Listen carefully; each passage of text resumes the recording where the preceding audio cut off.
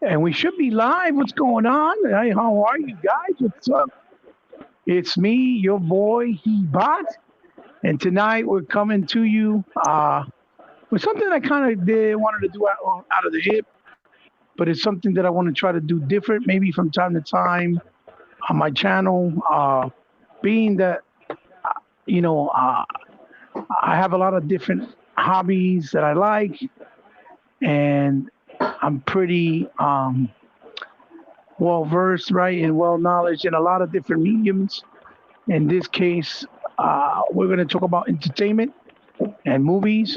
There's big news going on in the industry, and so I decided to call this segment "Movie Talk" with Hebot and the crew. Right, crew meaning that the guys I rock out with that also are into different hobbies, like my brother that's joining me here tonight. Please give him a round of applause. Sega forever down and across from Hawaii. Long time no see, brother. How you been? Hey, what's up, bro? Yeah, it's been a long time. Hope everything's going well with you, man. Listen, they're going as best as they can. Honored to have you here with me, like always. It's been a while, but you know that every It's been a time long that time.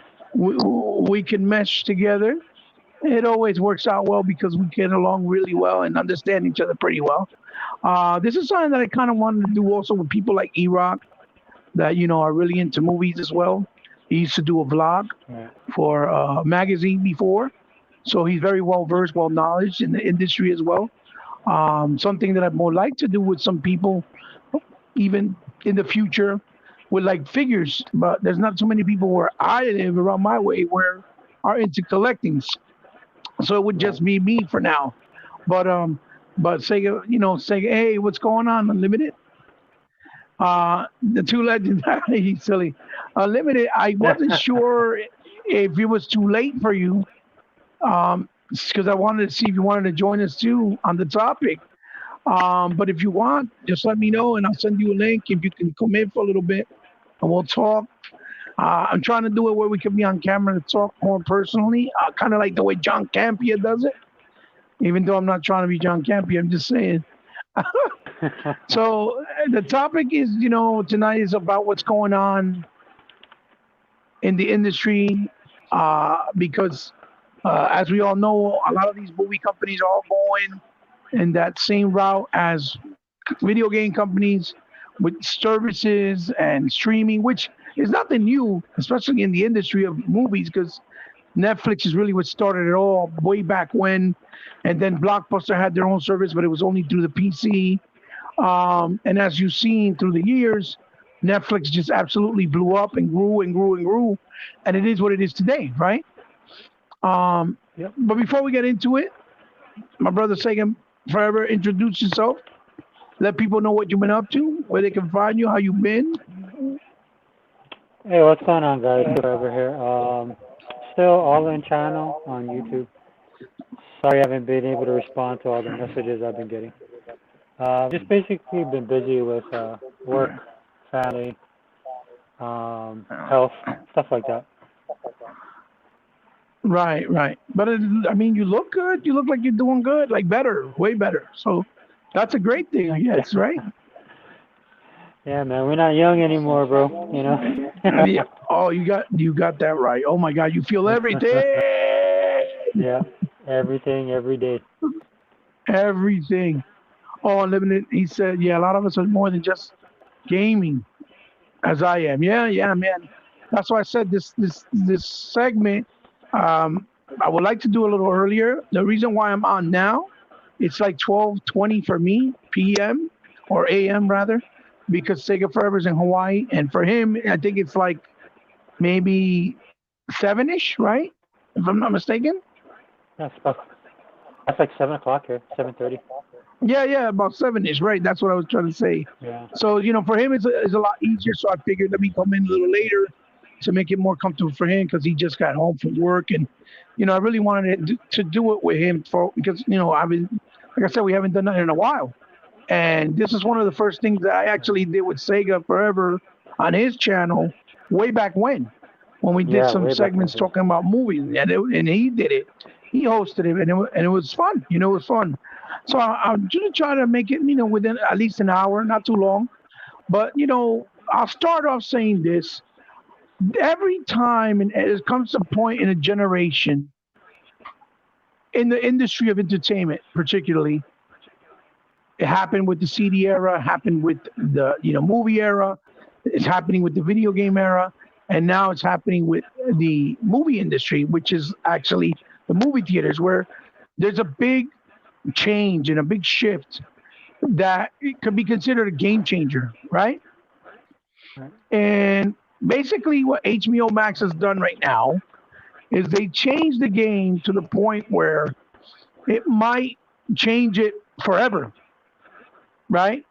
In the sense that we might not have any more movie theaters anymore. And that's not saying necessarily that's a good thing. I'm a movie theater guy. The experience in the movie theater will always be different than that of at home, even if you can get the better quality surround sound, all that, bells and whistles, all that good stuff. And I don't want to see the movie theater go away, but due to this different situation we're in with COVID, we've never been put in this position before. So a lot of things have drastically changed, right? Unexpectedly. Um, and what's going on is the movie theaters hanging out by a thread on a limb because they're not making no money. They were closed for a very long time. They finally got to open up, but then when they opened up, as you know, there was no movies. They were replaying a lot of older stuff, and the movies that actually did came out were like a handful. Like we had Tenant, we had Unhinged with Russell Crowe, um, and some other ones here trickled here and there. But the point is, the movie theater right now is hemorrhaging. It's really hemorrhaging, and the scary part is that they really might be going to the wayside. They really might be dying. And it's something that we've had for so many years. And it's kind of sad, to be honest, because I don't want to see it happen. But I understand in the situation and the position that we're in, why it can happen. And at the same time, with HBO Max doing this big gigantic move, they're going to force all the other streaming services to have to redirect and think how they're going to do businesses, right? Because Disney, so far, what saved them or what's saving them in their streaming services, they're almost at like 93, 96 million subscribers already in less than a year. But it's because of that Mandalorian show, right? They got Star Wars, which is one of the biggest IPs ever. But you can't sustain a streaming service with just one show. Things have to be added and changed. You got to make it more appealing, if you will. And that's what Netflix has done through the years, where Netflix right now gives you old content, new content, and the content they give you is actually movie theater quality content straight to your home, where you can binge the entire thing in one day, right? Which is absolutely phenomenal for the price value in what you're paying as a consumer, right? So Sega Man, or Sega Forever, excuse me, I'm sorry. No, no problem. I know you're a I real wish avid I wish I had supporter. Sega. I wish I had Sharon's collection. Yeah, for real. I know you're a very avid movie buff and supporter and and collector as well. Like you like movies, you have movies digitally, physically. I know you know the industry in and out really well as well. What are your thoughts on what HBO Max has just done? And then we'll kind of correlate both our thoughts, and I'll say what I feel and how I think it could work, not work. How do you see this changing the playing field for the movie industry, the way we are adapted and doing things right traditionally, right? And if you can see a balance between the two, maybe that they can both coexist. I kind of see that there's a way, but I want to get your thoughts on it. What do you think about this? Well, I mean, I saw the news; it was pretty big. It's similar to when Microsoft bought Bethesda. It's just something you don't see. Yeah, Um, it's something that's possible, something not out of the realm of reality, but when it actually happens, there's a lot of there's a lot of unknowns with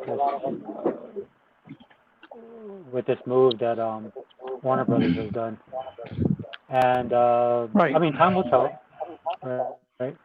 But I will say that I mean, it's I'm a cord cutter already. I haven't had cable for a couple of years. Right, right. As a Um, lot of people probably. yeah, so I'll use the cable company as an example.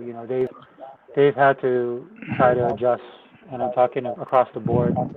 Not just their content and what they're offering, um, trying to be competitive, but also their Right, prices. right. And the problem that the cable is having, the problem that I can see with a lot of these streaming services is, you know, they want that premium dollar,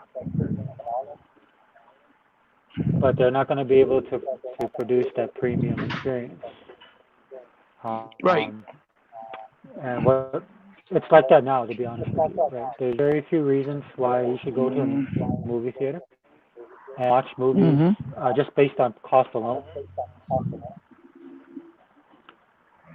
For me and my family, we go to movies that I feel, and then my kids feel is worthy of a movie. So that's why a lot of movies like The Avengers or Justice League and stuff like that, they're kind of tailor made for that experience. You get, like when Mm-hmm. you bought your Xbox One X and then you picked up Assassin's Creed Valhalla, right?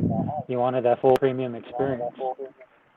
And Right, that's what right. you're going to the theater for, because you're paying a premium price, man. You take your family to a movie theater, you're going to be paying with everything included upwards of $40. At least that's what it is for me. Yeah. Yeah, yeah. So what the movie theater is starting to do here, at least where I live, is they try to make the experience even more premium. So what I mean by that is you get to pick your seating. They made the screens with IMAX level. Sound systems, of course, followed suit. They Got made that the seats Dolby Atmos premium. surround. Yeah. Right. Right. Basically, you're not sitting in a movie theater seat anymore. You're sitting in a big sofa, Yes. With which is heating and dangerous for everything. me because I tend to eating. Yeah, some places have they have the full experience with the They senses and cater stuff like food that. to you. Yeah, and they cater food Yeah, to you too. That's a premium experience. some places you can actually have real style food. The theater where down the road Yeah. from where I am, they'd offer like alcoholic beverages, Wow. Nice. premium Nice. wines and stuff like that. Right, They right, changed right. their menu. They made it more of a local style menu where people can get like a local dining experience. Still keep it kind of Okay. affordable, but at the same time give you more.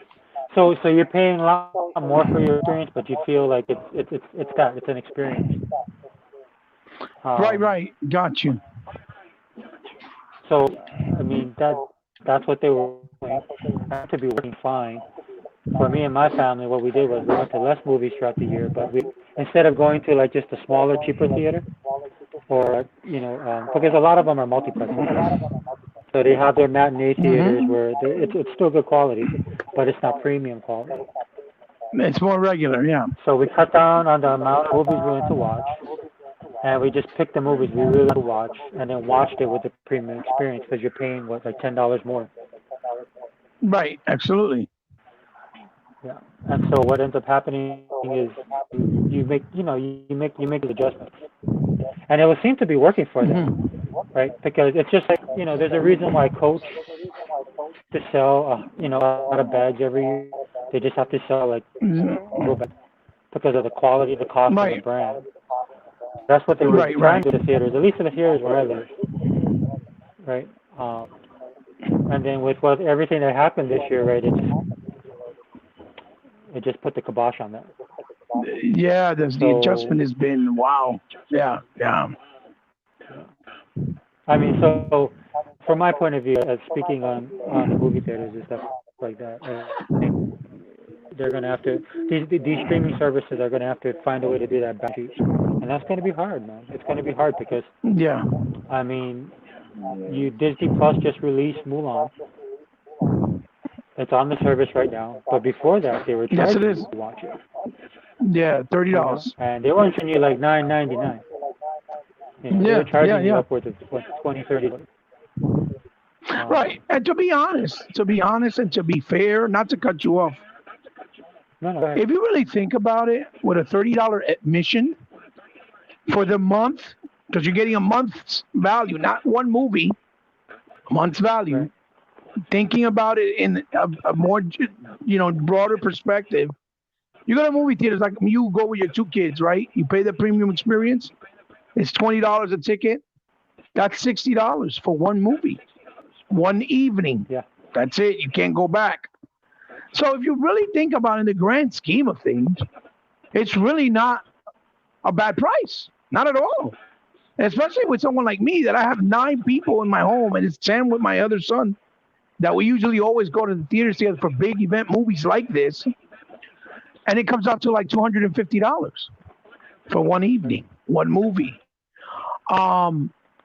So in that perspective, pricing is really a steal, to be honest, because you can watch it the whole month, watch it at your own leisure, pause it, go to the bathroom, watch it however comfortable you want to feel. You don't have to worry about how you look like.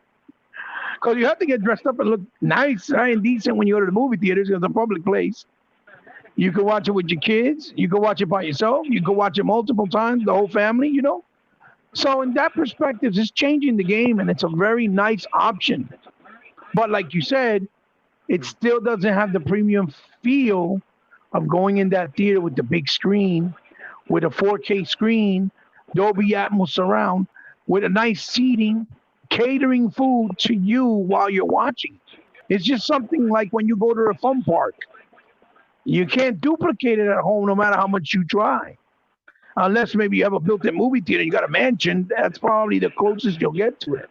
But for the regular average Joe like us, in our living room, it's the best we can do, right? So I just wanted to say that based on what you just said. And the grand scheme of things, the pricing really isn't that bad. And they still brought it down and actually added it to other streaming services as well, because it wasn't attracting enough people on their services, right? To try to get more, money. But Mulan is also one of those movies that's kind of niche at the same time. You see what I'm saying? I think you'll Don't see even the get me real started. result. Don't even get me started on Mulan. Mulan. There's You so know much what I'm. You know stuff what is I'm wrong. saying. You know what I'm trying to say, Yeah. because the Yeah. real dictator of the situation is if we see a movie like the next Spider-Man on streaming service, day and date. See what I'm trying to say? Which is what HBO Max essentially. They got some big hitters that are coming for next year, like big hitters. So continue, and then we'll get into that. Go ahead, Well, Jacob. Yeah. so like one of the things, okay, agree with you about the Warner Brothers HBO deal. I mean, that's huge. I mean, if you're gonna go all in and go big, that's how you do it, right? It's just like Microsoft. They went in and bought. They just didn't buy Bethesda. They bought like ZeniMax, right? They went. They Yeah. got the whole lot. Yeah. Because it makes a statement. It makes a statement that people will look at that and know that they're serious. I'm talking about, specifically Warner Brothers and the HBO deal. Value. It's the value, because it's quality you're getting Right, as well. because yeah, especially if it's so that's one of the things with Disney Plus, with the Mulan debacle, right? Or for me, the Mulan debacle. Okay, maybe that's not everybody's opinion. And I'm just speaking specifically about the service. Okay, The should have service. done was charging. Yeah, they should not have charged for that movie. They should have put it on service. Right? They should have learned from Netflix what makes Netflix so big and popular. Is that Netflix understands that it's about the subscriptions. So what Disney should have done is just put Mulan out there and try and use that movie to draw in people to subscribe. Right. being that it's a Um, smaller movie too. Hmm. right. The problem Disney has is Disney thinks of themselves as Disney. Okay. They need Hmm. to think of themselves as Disney Plus, right? As far as I know right now, in order for me to get my first year subscription, I had to purchase. I think I got it because I bought a new iPhone, and so I didn't really. No, that was my Apple. Actually, I think I did. So I put a full year to get it cheaper, right? So I don't Hmm. know if they do this now, but Disney Plus needs to have a lot more pricing tiers for people, and they need to Hmm. stop think that they're. I mean, I know why they're doing it. It is business, right? This is movies cost money to make, and they want to make a lot of movies, but they got to get out of the mindset of you know the 150 million or 100 million or 150 million dollar opening movie weekend. Right. Right. Um, the dynamics are changing drastically, and they have to keep up with it.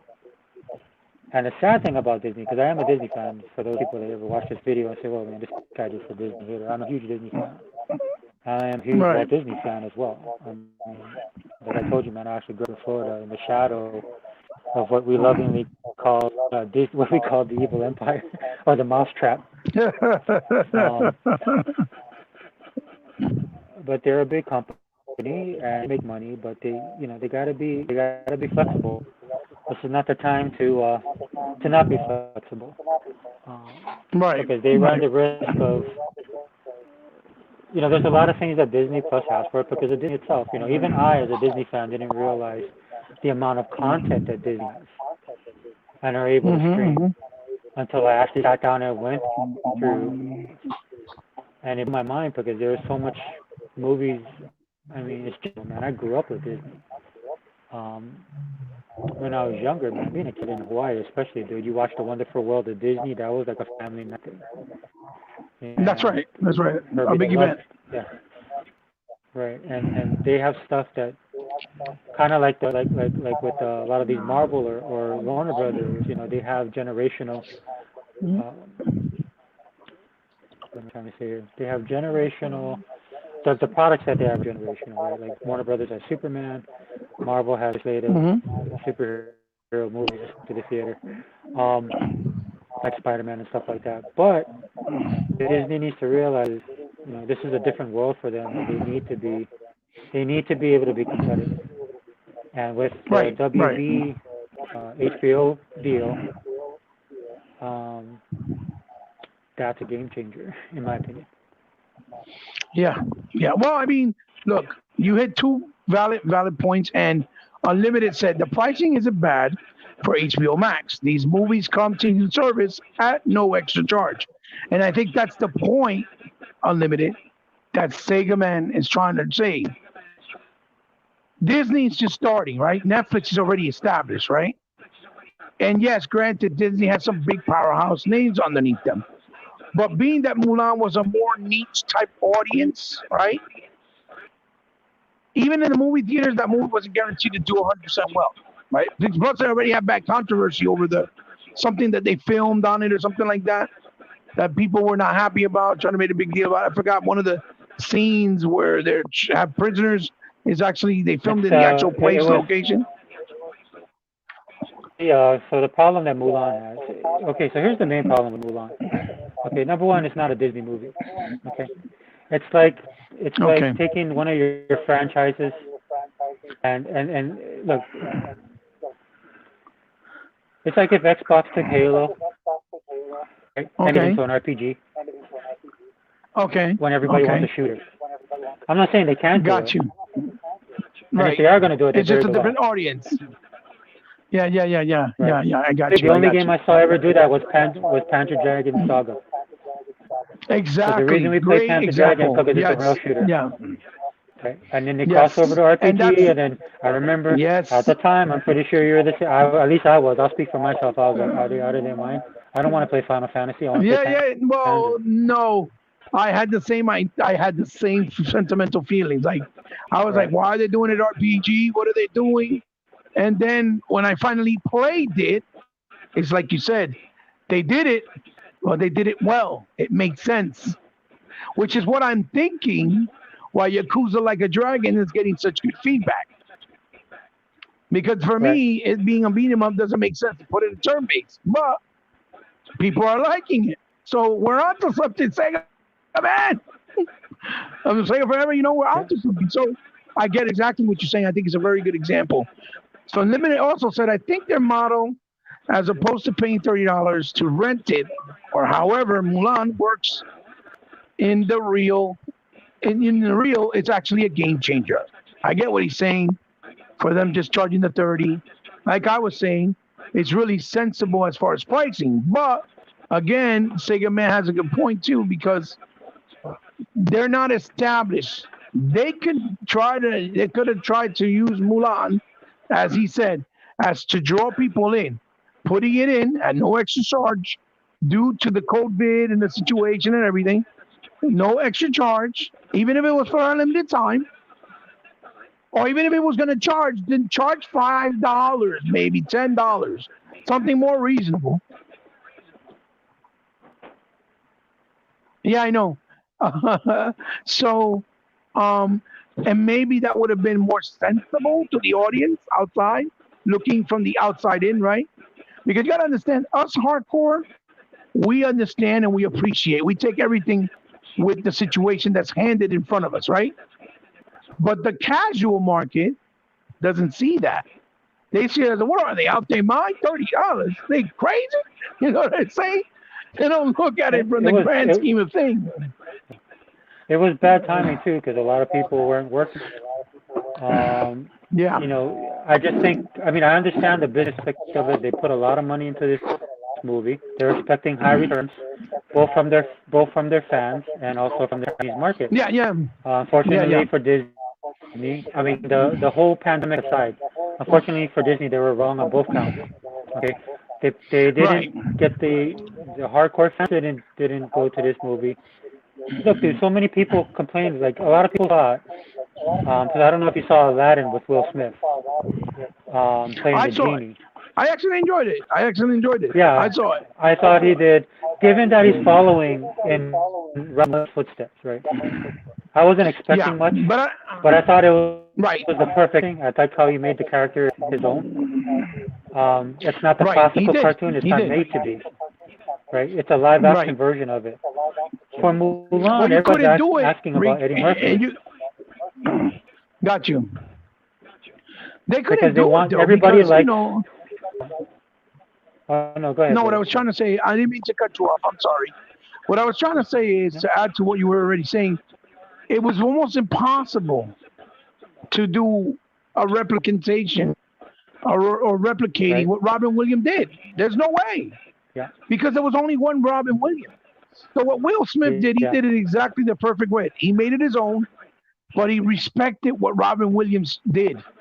He tried to show the respect to Robin Williams, performance to the genie, right? And it worked. It was actually decent. It wasn't bad. It was decent. And I respect Will Smith for that, right? Because he understood this right when he took the role. He understood it. He said, I'm not coming in here to imitate what this man did. I'm coming in here and I got to represent what he did and try to make it my own, respecting what he did first and what he established, you see? Because the genie role is a very tricky role. But they made it work. But like, when you were saying before, bringing in more people with Mulan would have been perfect. If you want to start to charge, that's something you do when you bring in something like the new X-Men movie from Marvel. You see what I'm saying? Because people are not going to hesitate to pay for X-Men, a new X-Men movie from Marvel. You see what I'm saying? That's a big deal. People are like, wait, a new movie, X-Men, and it's actually coming from Disney Marvel? I'm paying. I'm in. You see what I'm saying? So, that's where I completely agree with you 100%. But there's two things here that this move with HBO Max is doing, that they're changing the game entirely and the whole canvas, because it's opening the doors for a lot of things that we never seen before, had the privilege to before.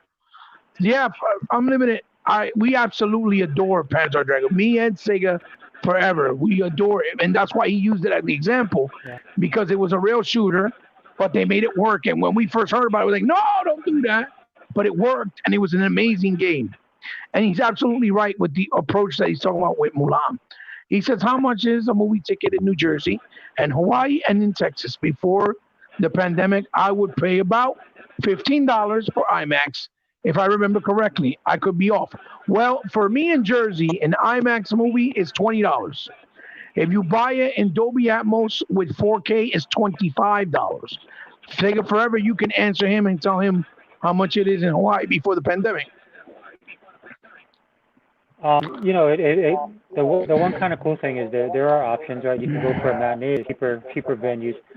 What we decided to do was just change our viewing. Yeah. Change what we wanted to do. So we went all out. So what we would do is we would just pick, instead of going to like 2 or 3 months, we just go, or we would go like 4.25. Movies that we really wanted to watch. Like for me, Avengers: Infinity War, when that came out. So we went. So what we did was we sat in the most expensive theater in the most expensive seats, and we had like a 4 dinner. So that's around $40, maybe $50 for me and my 2 kids. Okay. And we would make Which it. is actually very an reasonable. event, like going out. Yeah, but let's say if you guys went on a regular time with the regular pricing of admission, right? More or less, how much would it be? Just curious. Probably I could get away with maybe 30, 35. Okay, that's for I mean, all it three of could you, be right? cheaper if we didn't buy anything. If I didn't buy like no Oh yeah. popcorn or Because anything like that. concession is expensive, but the reason why concession is expensive, which a lot of people do not know this, is because that's where the movie theaters make their big money. Make their money. Yeah, that's how they make their money. People don't understand that. Yeah, people think that it's with the movies, but it's not. They get a very small percentage of that movie. Okay. I think they get like, I think it's 15% of each movie of the gross. The rest is all I think it's concession. less. That's how they make their movie. Or maybe less. You're That's right. why you You're make right. so It much. depends on where you might be. Now that's the problem though, right? Going back to the streaming stuff that Disney and all these people got to worry about. You can't you getting that money on the subscription side, because what they're used to is putting in the movie theaters, making the money on that front end, then putting it on now digital, putting it on hard copy, and pushing it out to the streaming services, right? But if the movie theaters go away, like you were talking about earlier, dude, that's a big part of their revenue is gone. It was already in jeopardy, right? And that's why Hollywood was pissed off with all these Marvel movies and DC movies, because it was taking away, those are blockbusters. It's just like how people always talk about the AAA titles, right? It takes a lot of money to put these AAA titles together. Absolutely. Right? But you need the other. That's why you need the other types of games. So Disney is kind of like, and I'm not picking on Disney. I'm just using them as an example. I mean, all of them technically. I don't talk about Netflix as much because I think Netflix has got their niche and they're figuring it out. They have their own set of problems. But Disney, they're going to have to figure how to navigate that water, man, because if the theaters are gone, it's a big bulk of their business. Oh yeah. Their parks are closed, the theaters are done, their cruise ships aren't running. I mean, they got a lot of stuff that they have to deal with, man. I just read a story the other day that they just let go a bunch of executives. Yeah. They're going through some rough patches right now. Robin Williams is too unique to duplicate. Absolutely. Will did it right by paying an homage to him, but still being Will Smith. He was my favorite part of the live action Aladdin. Absolutely. Let me say this about Will Smith. Right. Now, there's a lot of people in Hollywood, especially in these trying times where these guys need money, that could learn a lesson from Will Smith, because he was being criticized. And he didn't go on Twitter or Facebook and social media and start blasting fans. Right? What he did was, and this is what makes him a really classy guy. And on top of that, one of the reasons why he's one of Hollywood's top men. Maybe not as big as when he the movies back in the day, like Independence Day or iRobot. but he still has a lot of Yeah. pull. But I think one of the He has reasons a why lot of he has charm. is People because like he lets him. the fans. Yeah. People like him. So I mean, kudos to him for not, going out there and just to go out on blast. He did it on through his performance. Yeah, yeah, kind of like Brie Larson, the way she was trying to do it with Captain Marvel, and she went a little bit overboard, and she learned the hard way. She went overboard in the writing aspect.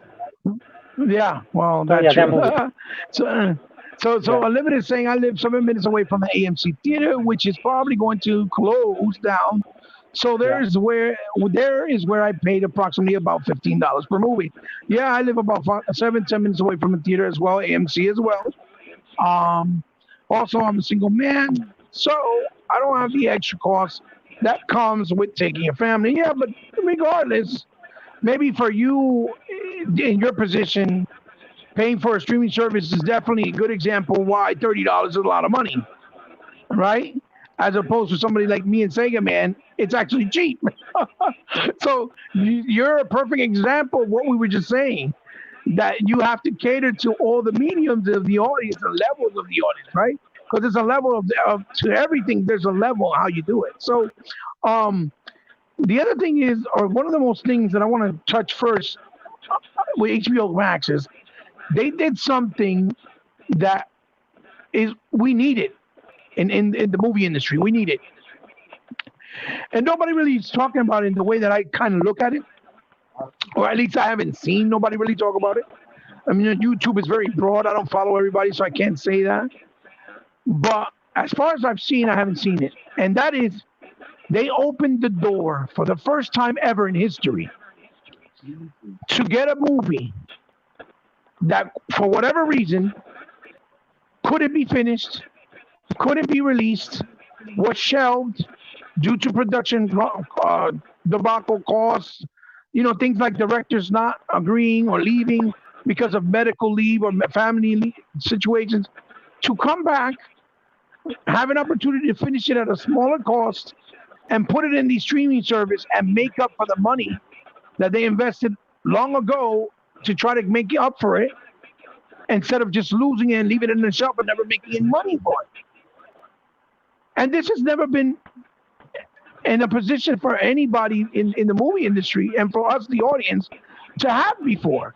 And they're doing it with the Justice League, right? The Zack Snyder cut, which nobody in their mind would have ever thought that we would have ever been able to see it. And that's the first big bang, or at least we thought was the first big bang on HBO Max. And now we know it's Wonder Woman 84 in just 2 weeks. I'm excited. Don't get me wrong. I'm excited. I want to see it.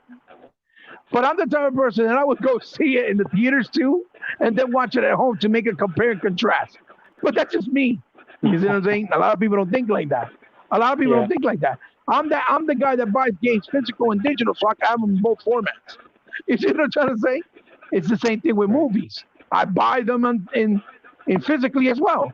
So this is a big game changer that HBO Max has just started, that is going to help the directors, publishers, producers, actors with films that a lot of times get put away and get lost, and we even get to see them. You know what I'm saying? Now we have the opportunity and the ability to do these and not have to worry about they got lost. We never saw it. Like supposedly there was I guess there was some type of cut for the original Aliens or something like that. One of those movies that Ridley Scott did, I think, was Space Odyssey or something like that. That got lost and we never saw it due to being shelved, and it got ruined and cost, and they would never be able to restore it. With this type of option now through streaming services, I think it's excellent, because not only can you put it on stream, if it does very well, like we saw with the Marvel shows on Netflix, like Daredevil, like Luke Cage, right? Punisher.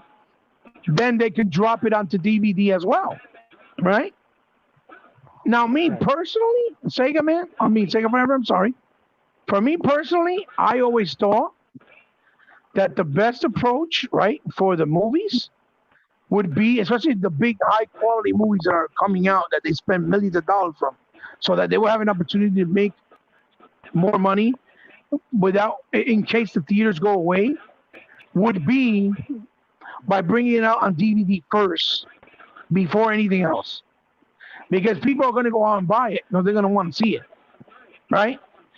And most people are not going to be like, oh, I'm just going to watch it online. Because you're going to have that boat that's going to put it online. You're going to be able to watch it. But not a lot of people do that, okay? Most people want to own it right off the bat. And then you can add it on the streaming service as well to make you extra money for those who only watch movies on streaming service. But I think the way they're looking at it is as, well, if they buy it physically, they're not going to bother to get the streaming service. And right now they want to grow it because they want to compete with Disney because they only have like 23 million subscribers. This just changed everything for them. Don't be surprised. 3 months from now, in April next year, they already reached Disney's numbers because the movies they're about to drop are just too appealing for people not to want to subscribe.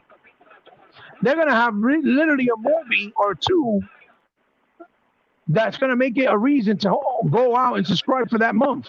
Every month, they're going to give you a reason to go subscribe. You see what I'm saying? They're going to get, they got almost 1 or 2 movies every month that's going to be enough reason for you to pay that $13 or $15 to go subscribe every month. And then people are just going to be like, I'm just going to subscribe for the whole year, save a little bit of money, and I got it all year. You see what I'm saying? Take a minute. Take a minute. So you know, that's a game changer in mentally as well for people, because you see how people are with Netflix. They'll even they pay for it monthly and they don't even use it hardly in some cases, but they still pay for it because they know they have it. They have the ownership and they can watch it whenever they want. You see what I'm saying? So in that case, it also works a lot in their favor, which we never had that option before. And still be able to put it on DVD like they did with Castlevania, like they're gonna do probably with with Dark Crystals, right? To see if it catches an audience that way. Even though what they did with Dark Crystals was criminal, they didn't advertise it, they didn't support it, and the show was phenomenal, super high quality, super duper respectful to the origins and the essence of the material, big time. And it barely got any views. But I think it was their fault because they really didn't advertise. Me personally, Sega forever, I think they didn't advertise it enough. That's me personally, how I feel. I hope that someone else can pick it up, like Disney, and continue more seasons because I think it deserves it. But that's one of the things that I wanted to bring to your attention.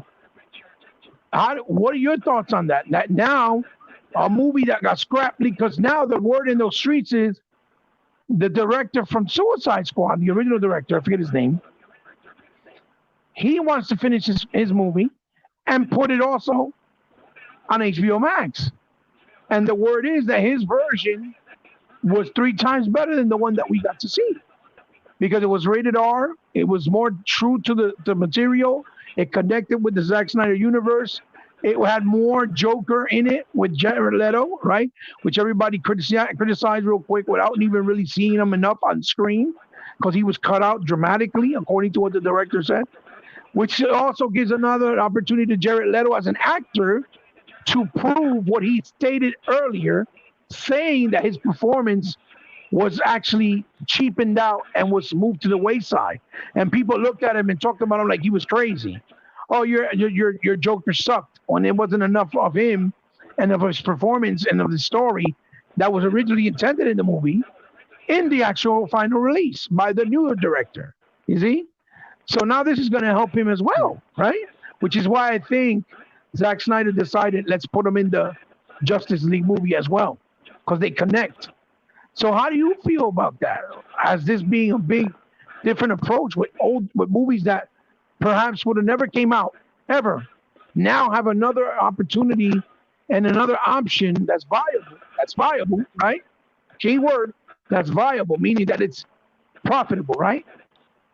To come out for people to see and not get lost in the shelves. How do you feel about this again? I really like my whole thing. I like looking at the analytics of this kind of stuff. Look, there's a lot of good possibilities there, but I mean, there's some stuff that they're really gonna have to think about. There's some stuff that works in their favor. You know, like for Netflix, like in Netflix case, for example, to me, when I look at them and what they do, they try and cover like a broad spectrum of content because they want to maintain that huge user base that they have. That can be Right. positive, that can be negative. You know, in the event of the Dark Crystal, that was definitely a negative. Um, the story was solid, the effects were good. Um, when I take the criticisms of my kids into consideration, right, they're just not used to seeing that puppetry. It was kind of awkward to them. But guys like me and Right. you who I think grew you. up with the original, Yes. Yes. um, I was gonna say that. Yeah. Yeah. Good point. Good point. you know, we grew up on Jim Henson, we grew up on Doctor, you know, On Jim Henson. Yes. yeah. So for them to see that, it was kind of hard for them to get past, but still, the quality is there. In the event Oh, the of quality's there. what Warner, yeah, quality there. Again, I see that WB bringing their big hitters to this this new deal they have. Yeah, there's a lot. My only thing I lose, how are they gonna put together the actual cost, right? How are they gonna Mm-hmm. justify the overall cost of these productions? You know, Netflix as successful as Netflix has been, they don't always hit it out of the park every time. And you have to deal with that stuff in real time because everything for Netflix subscribers. That's why sometimes there was a show on Netflix that I never would have thought I would like, but it was called Girl Boss, Mm-hmm. and it's based on a Okay. book. And the only reason I watched it was because Donald, my friend told me Norm Macdonald was in there, and you know I grew up on the old Saturday Night Live, and I used to love Mm-hmm. Norm's character. I also like the girl who played the main character. I saw her in a couple of things, and I was like, oh, I like this. So my one of my coworkers was telling me, you got to watch it, you're gonna like it. And I watched it, Okay. and I absolutely loved the show. The problem with that, even though I liked it, and there's people that like that as a fan base, Netflix doesn't care, Mm-hmm. right? Netflix I got you. looked at it as didn't get us subscribers. It like, and then some people looked at it like, but over these many millions of people watched it, and they don't care. Right? The drive is for them. How many people are coming on the service to watch this stuff? You know, this is why the Marvel stuff was such a big thing until Disney bought. You know, that's a whole other story.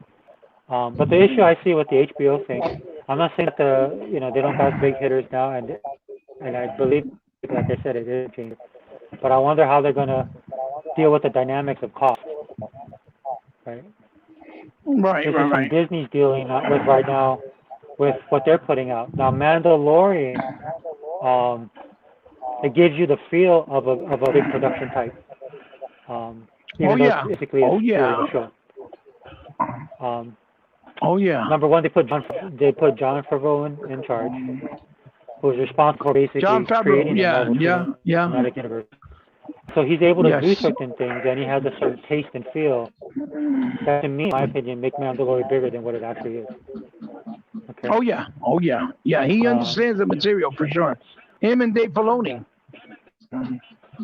yeah, Dave Filoni, and the route of actually having different people direct the episodes, which adds a whole other flavor. Yes. Yes. Um, One of my favorite episodes of The Mandalorian, the recent ones where Yoda with the frog lady, right? And there's a lot of clips on that online, which is kind of funny. But Bryce Dallas Howard actually directed that, and she's actually the daughter of Ron Howard from Happy Days fame, right? Yes. And then Mm-hmm. some of the people he gets to play in there, he's, to me, like, John Favreau is kind of an old soul when it comes to as a director. When it Yes. comes to the product he produces as a director, he does Yes. the basic He stuff we all know to understands. do, right? Like, in the latest episode I just watched, which I'm 1 week behind, so not the newest one, but last episode, he actually had Michael Oh boy. in the episode. You know, a lot of us who understand aliens, and you know, one of my favorite movies of all time is Tombstone, right? He was Tombstone. he Tombstone as Yes. well. And so, you know, John Favreau has put a product together and make it more what it is. Now, can a lot of Yeah. people do that?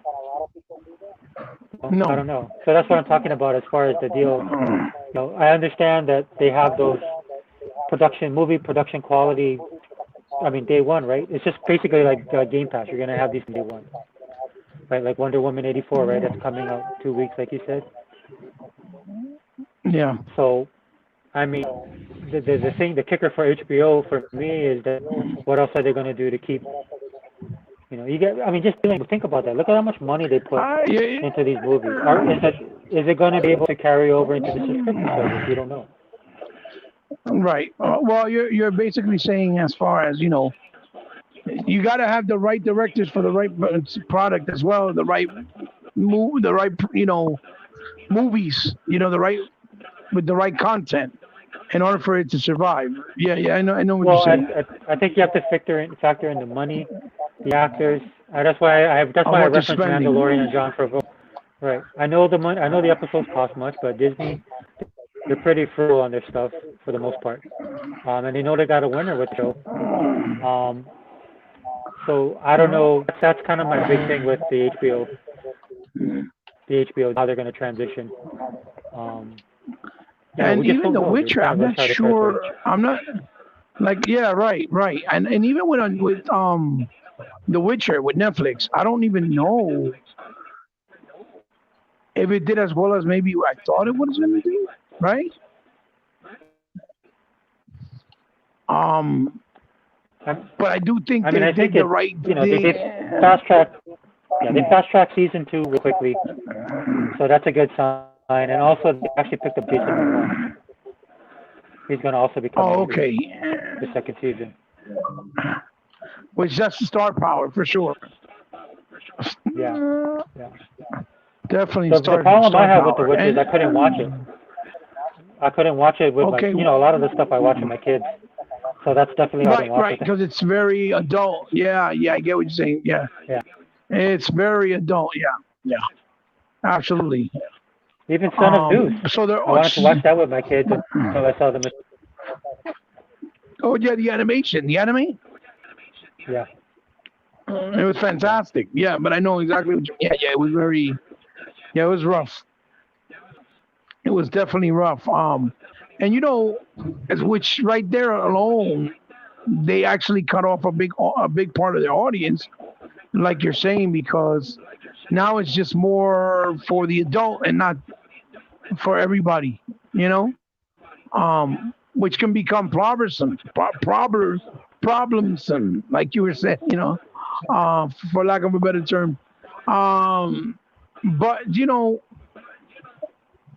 the fact that the theaters, right, which is really the real topic behind the whole, or the real victim, right, behind the whole situation, right? Um, that I wanted to talk about, which I'm pretty sure you did as well, is how, or is there a way, right, that these subscription services, right? Because from what I understand, the deal was that they were going to do one movie, right? Which was Wonder Woman 84, right? Which was going to be allowed to be in the streaming service due to COVID for the holidays, Christmas, and things like that, right? But at the same time, it was because usually the deal is where the movies have to come first in movie theaters, and then later on streaming and DVD and so forth and so forth. But in this case, it's backwards, right? So the deal was for one movie. Then HBO Max did this announcement that they're going to release every movie that was scheduled for 2021 on HBO Max at no extra cost next year, starting with Wonder Woman 84, right? When I was speaking with my son told me is because they had a deal for all those movies contractually, right? That ends this December, the 31st, which I didn't know. So I guess the way they figured it, well, from January 1st going forward, we don't have a new contract. So we're not contractually obligated to make sure that they come out in the theaters, right?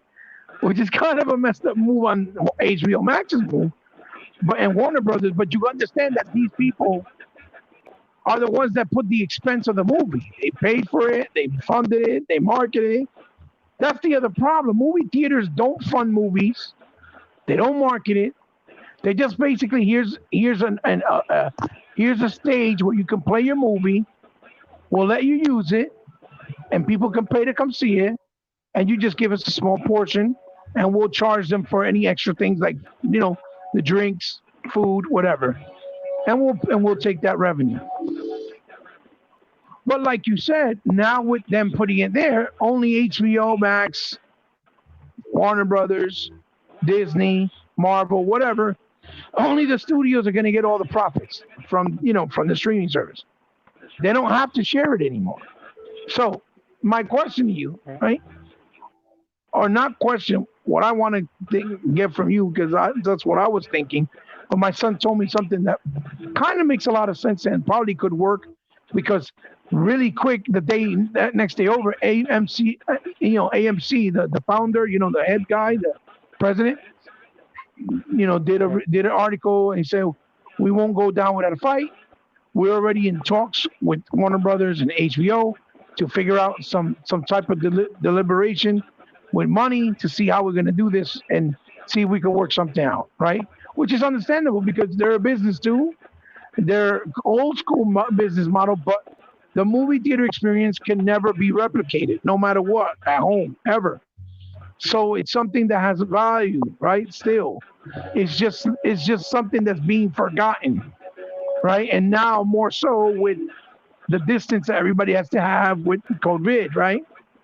So, so what I'm saying is, what do you feel? What do you think can be done for them to still coexist as one, right? Right? Or if you honestly feel if this HBO Max move actually works in their favor, right? Which, from what the looks of it is, it looks like it is because their stocks rose up dramatically and AMC stocks dropped drastically, right? So, do you think there's a way that they can coexist? The same way I always argue about physical medium versus digital, and the reasoning why because of licensing. And if you do, what do you think is a good solution based on your experience being an old school head that enjoys movies, that enjoys the hobby, enjoys the arts, right? Because it's an art form. In your mind, what you think is a good solution, or if you think if there's even a solution, right? Man, that's. I'll try and keep it. Let me see. I'm gonna try and say this. Look, Hollywood has a lot of problems besides the COVID thing going on right now. There's Oh a yeah, lot of stuff going on in Hollywood that they need to figure out, and this goes beyond streaming service. So, for sake of the show, I'll keep it on the streaming aspect of it. But you're absolutely right. The numbers don't lie. Um, there's people and executives and stuff like that put in mind these theaters kind of going the way of the dodo just for the simple fact that they get rid of the middleman and they have the potential of keeping all that money for themselves. The bad yeah, part about that is people tend to be creatures of habit, right? Now, on the studio side, again, they have to be flexible because I think they're not thinking of the simple fact that I don't think they're going to be getting the money that they want to get if it's just coming from streaming. It's just I don't see any way hmm that they could do that. I'm not saying it's not possible, but unless every movie you create is like the next best thing, right. I don't see them being able to pull that off because the movies themselves are not. They're having problems with the movie they're producing. I mean, they just are. They're not guaranteed. They're not And this guaranteed. is why they do remakes. Well, this is why they constantly try to say they rehash movies and they're normally not good. Um, they're relying too heavily on the superhero genre. Um, other areas of cinema are not growing or disappearing. I don't know how they're going to fit that if the movie theaters go away. We're, we're gamers, man. Me and you are old school gamers. we understand that variety is spice of life. Right? You don't want every game to be a daily title because that runs the risk of becoming stale. It runs the risk of these people becoming monopolies. It runs the risk of consoles going away just from pricing alone. This is why a lot of the stuff that with the Xbox is good for gaming. So for me, Okay. the theaters, I would like for them to stick around, but this has been a long time coming because movie theaters, they're kind of struggling before this, right? As we know, man, they have to raise a lot of their prices on the concession stuff, pass it on, and it's basically like cable, right? When people started cutting their cord on cable, the prices was going up, not because the quality was better, not because they're offering you more bang for your buck. The reason why the pricing was going up on cable subscriptions is because you're paying for all the people that need cable. And for the most part, in my situation, man, the curves got worse. So on the streaming side, the studios parts, right, that own all this content and stuff, they have to be flexible because they're going to have to figure out really quickly how are they going to make their money and how are they going to satisfy the consumer. Right. Netflix, who does it well, they have a lot of their own problems when it comes to this kind of stuff. Right. And I don't know if HBO is going to be able to navigate those waters. Okay. If I'm being perfect. And if you're asking me if the theater is going to be around, I don't know, dude. Because I think it's who was it? Is AMC gone? One of them is gone. There's AMC and no, it wasn't AMC. It was the other one. Regal. Isn't Regal? Is it AMC? Because one of those chains is no longer in existence. I believe they're bankrupt. Well, they just did a new one. I'm trying to remember. I think it's Amart Theaters that just opened up around my way not too long ago either. Cinemark, that's what it's called. Cinemark just opened up not too long ago around my way either. Also, like it wasn't that long ago, they made a new one around the Willowbrook Mall here in Willowbrook, New Jersey. And since it opened, they haven't really been able because it just got done and finished right at the very tail end of, right at the very tail end of it. COVID starting, right? So it's like what? Right. COVID started and they just opened. You see what I'm trying to say? Which I think hurt them big time because they've only been playing like older movies. I don't know how much money they have already to back them up to begin with, but I don't know which one was the one you're talking about. Probably Cineplex. I have an idea, but I know which one you're talking about, but I can't remember off the top of my head. But right now, AMC is the only one that's really left, and Cinemark, as far as I know. But again, so here in Hawaii, we have consolidated movie theaters here. And like the reason why they're right? I'm not saying they're bulletproof, because Hawaii, we're in the middle of the ocean, so they had to kind of create a way. So it's a local thing. But we had AMC and we had Regal. And I think it was Regal that closed. Regal, okay. And AMC I think is still going. Right. But a lot of these studios, dude. I mean, there's a whole lot of things you got to look at. All the people they employ. In some aspect, the celebrities. Celebrities use these things to market themselves. Look, dude, nobody would know who The Rock is unless you watched wrestling back in the day, right? Right. And then the only reason I knew The Rock when he first started is because I'm used to watching his grand wrestle. Hi Chief Peter Maivia. I remember watching him, so when The Rock hit the scene, I already knew who he was. Then so what he came up the hard way, right? He utilized every aspect of to garner the fame and to put himself in the position where he is now. He used every aspect to rise up. right? And that's something that's going to be missing for young up-and-comers, man. Look, not everybody's Denzel Washington. Not everybody's Meryl Streep. You know, some people were just born to act. And not everybody has that, so people have to find other ways to do that. And if this industry starts going down and there's none of these avenues for these people to pursue, you know, there's no way they're going to break into this industry.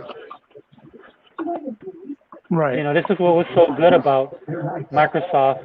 I'm just using this allegory. This was so good about Microsoft. They started off helping the ID at Xbox program. And in doing so, man, they helped gaming flourish, right? Where you have way much more variety, and a lot of these games, we play these games, we know they're good. They're just not filler, right? And you know, Microsoft, the way they are, look, dude, they're kumbaya. They want everybody to get along. That's all we have, right? They're rainbows and butterflies. That's Microsoft. Yeah. When it comes to this, but I mean, in doing what they did with ID at Xbox, it added another aspect to gaming. Another layer, So when, right? so when people right. were losing mind when Halo Infinite didn't release, I was disappointed because I'm more of a Halo guy. Of course, disappointed. But I have Game Pass, and we have ID at Xbox. We have games coming out constantly. You were disappointed. That's why, as a gamer, I'm disappointed. Time, yeah. But at the same time, you're like, well, I mean, I got time to catch up on my backlog because it's ridiculous. Yeah, I have no time to complain, man. I don't even have time to play my games. Yeah. Good point. So that's what I'm talking about with these movie theaters. They provide a service for the movie industry that goes beyond just making dollars at the box office. You know what I mean? Mm-hmm. It's a culture, man. It's just like gaming for us. It's a culture, it's a lifestyle. I'm not saying things can't change. Points. Yeah. Right. I'm sorry. I'm not saying things can't change and things always progress. But as it stands now, it's where the art form flourished. I know what you're saying. It goes from the stage on, you know, a lot of times in Broadway or in you know, off Broadway or, you know, in theater, and then that's where you get, you know, the full-fledged package in premium form, which is the theaters. And it's a very valid point. Very valid point. So here's my ideas and ideals and my son's as well. And some of them might contrast with what you said, but you tell me if you agree with me, if you think maybe it might work or might not. Where you said a very valid thing where, you know, it's not going to give enough people that are up and coming an opportunity to be discovered, right? Because you're saying that a lot of companies like studios are going to lose a lot of money, right? I was thinking to myself, well, that maybe, just maybe, it could work the opposite in the sense that you could take maybe now more risk and chances and trying more new material as opposed to recycling stuff, right? On a streaming service at a lower cost, right? With a high production value, with the approach of maybe doing it as a couple of episodes to make one movie, or even one long full-fledged movie like 3 hours that people won't be as adamant to go watch in the theater because they can watch it in the comfort of their own home, right? As opposed to when you go to the theater to sit there 4 hours, it's very hard to do that. Especially when you have a family, other things that you have to take care of just in case. When you're at home, you can pause the movie, leave, go to the bathroom, take care of what, if something happens and nothing happens to your experience because you can still come back and watch it. You see what I'm trying to say? And I think that comfortability might open the doors to these companies and movie studios to take more chance and risk and making more new ideas, right, or material in movies, and take the risk at a lower cost and get bigger bang for their buck and revenue because they're doing it through the streaming service, and it'll attract people to come in based on curiosity alone because they're seeing so many different content, right? Like at Netflix, everybody sees, oh damn, they're dropping a new show like the one you just said, Blood of Zeus. Oh, they're dropping a new Castlevania animation. oh, they're dropping a brand new Sabrina Teenage Witch. You get what I'm saying? And just because they see so much different variety, people are getting attracted and coming in and subscribing. And it's grabbing those audiences from these different places. Like you could do, they have documentaries, they have movies that cater to the LGBTQ community. They have, only movies that for the Bollywood audience, for the Indian community, that caters completely to them. They have movies for the Hispanics, a whole section with Hispanic. You get what you see what I'm trying to say? And I think that's part of the appeal and the diversity that gives them kind of that edge and that advantage where they keep growing with subscriptions. But at the same token, I know those shows, a lot of them are not worth $200 million, like let's say the new Avatar movie that's coming out or that's being made, right? Or like a Marvel's Avengers movie, right? So I completely agree with what you're saying too. Those type of things, right? They need a bigger stage, right? So that they can perform and bring in that big top dollar by individual people, right? Individually. And that's where I say that the theater is still very valuable, right? So I agree with you, but at the same time, I think I kind of not disagree, but I think that the mentality of them not being able to take a risk, I think could work both ways. I think it could work because there's no risk in people saying, oh, every month, well, we're just paying $12 anyway for one person, and if the whole family's in the one household, we all use Netflix. It's only $12. So I wouldn't mind paying $12 to check out the new Sabrina the Teenage Witch movie, as opposed to going to the theater, paying $250 with my entire family, and the movie sucks. And then I feel robbed. You see what I'm trying to say? But it's also, Well, like you said, a lot of movies. yeah. Go ahead. No, sorry. There's a thing I say in our house, right? It may not be good, but is Netflix good? Okay. Exactly. Yeah, to agree with what you're saying. So like Right. exactly like you said, that's not worth the $40 I would have spent with my kids. But when I'm watching it at home, it's absolutely awesome. Yeah, so I agree. Yeah. Right. So I'm not saying you're wrong, because you're still right, because there's no bigger stage in the theaters. There just isn't. I'll just say, But it's I'll just also say this, yeah, I'm not disagreeing with you at all. To be honest with you, this is what I'm right. trying to say. Neither am I. Neither am I. Right. Yeah, this is such uncharted territory. We just don't know. That's what I was There's going gonna to be say. some things that But are like going to you happen in said, the next. Yeah. I'm sorry, I didn't mean to cut you off, brother. Go ahead. So one of the testing things is going to be Disney Plus is going to be releasing WandaVision soon. Mm-hmm. So it's going to be coming out. I thought it was going to come out this month, at the end of the month. Okay. And basically, Okay. you're taking characters from a big production in the movies and you're moving it to a streaming service.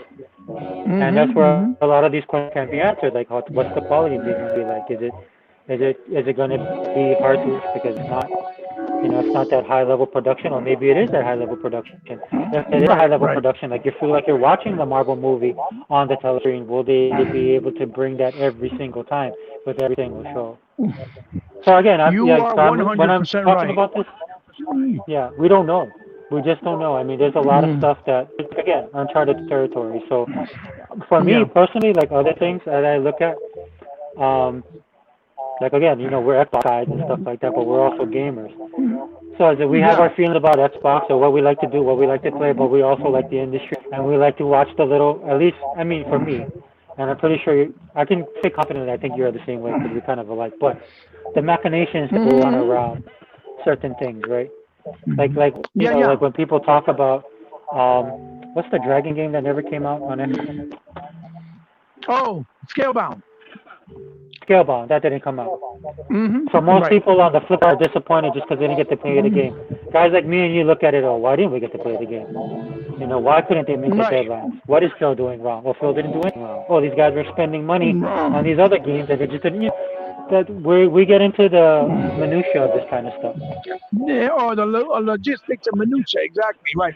Yeah. But see, you said it very elegantly. You put it very elegantly, right? that it's uncharted territories. Yeah, So it it is. could go this way or it could go that way. You see? So there's no wrong or right answer from no one. That's why I say I can't disagree with you. The same way I think you feel that you don't can't disagree with me because we don't know. We don't Um, know. Yeah. so you're perfect. You're absolutely right. Now, 5 years from now, we're gonna have a better picture. Obviously, we're gonna know. But at the same time, the other thing I was thinking that my son brought up, right? That I think could actually work if they work out a deal. What if, right? Since we know that HBO Max, for example, right? Because this is the top what we're talking about right now. Since they're gonna make full on blown profits from all these movies, right? And in that Mm-hmm. card we have, because we didn't even talk about the movie, we have Dune, the new reimagination of Dune, Mortal Kombat, made by the directors of The Raid. We have the brand new Space Jams, A New Legacy, right? Mm. Which is going to be good for the kids. We got, is it Top Gun? No, Top Gun's not in that list. I'm trying to think. Wonder Woman, Suicide Squad, uh, I know I'm missing some. The Heights, right? The Broadway show, The Heights. Mm. There's a lot of big hitters there. Like a lot. Oh, Matrix 4. There's a lot of big Tom and Jerry live action. So there's a lot of big hitters, right? So I don't think, without a shadow of a doubt, that they're not going to grow as far as their subscriber numbers. But it's like what you said. You hit a valid point. The real question is, can they continue to make quality movies and quality content every month, in and out, every month, for years to come?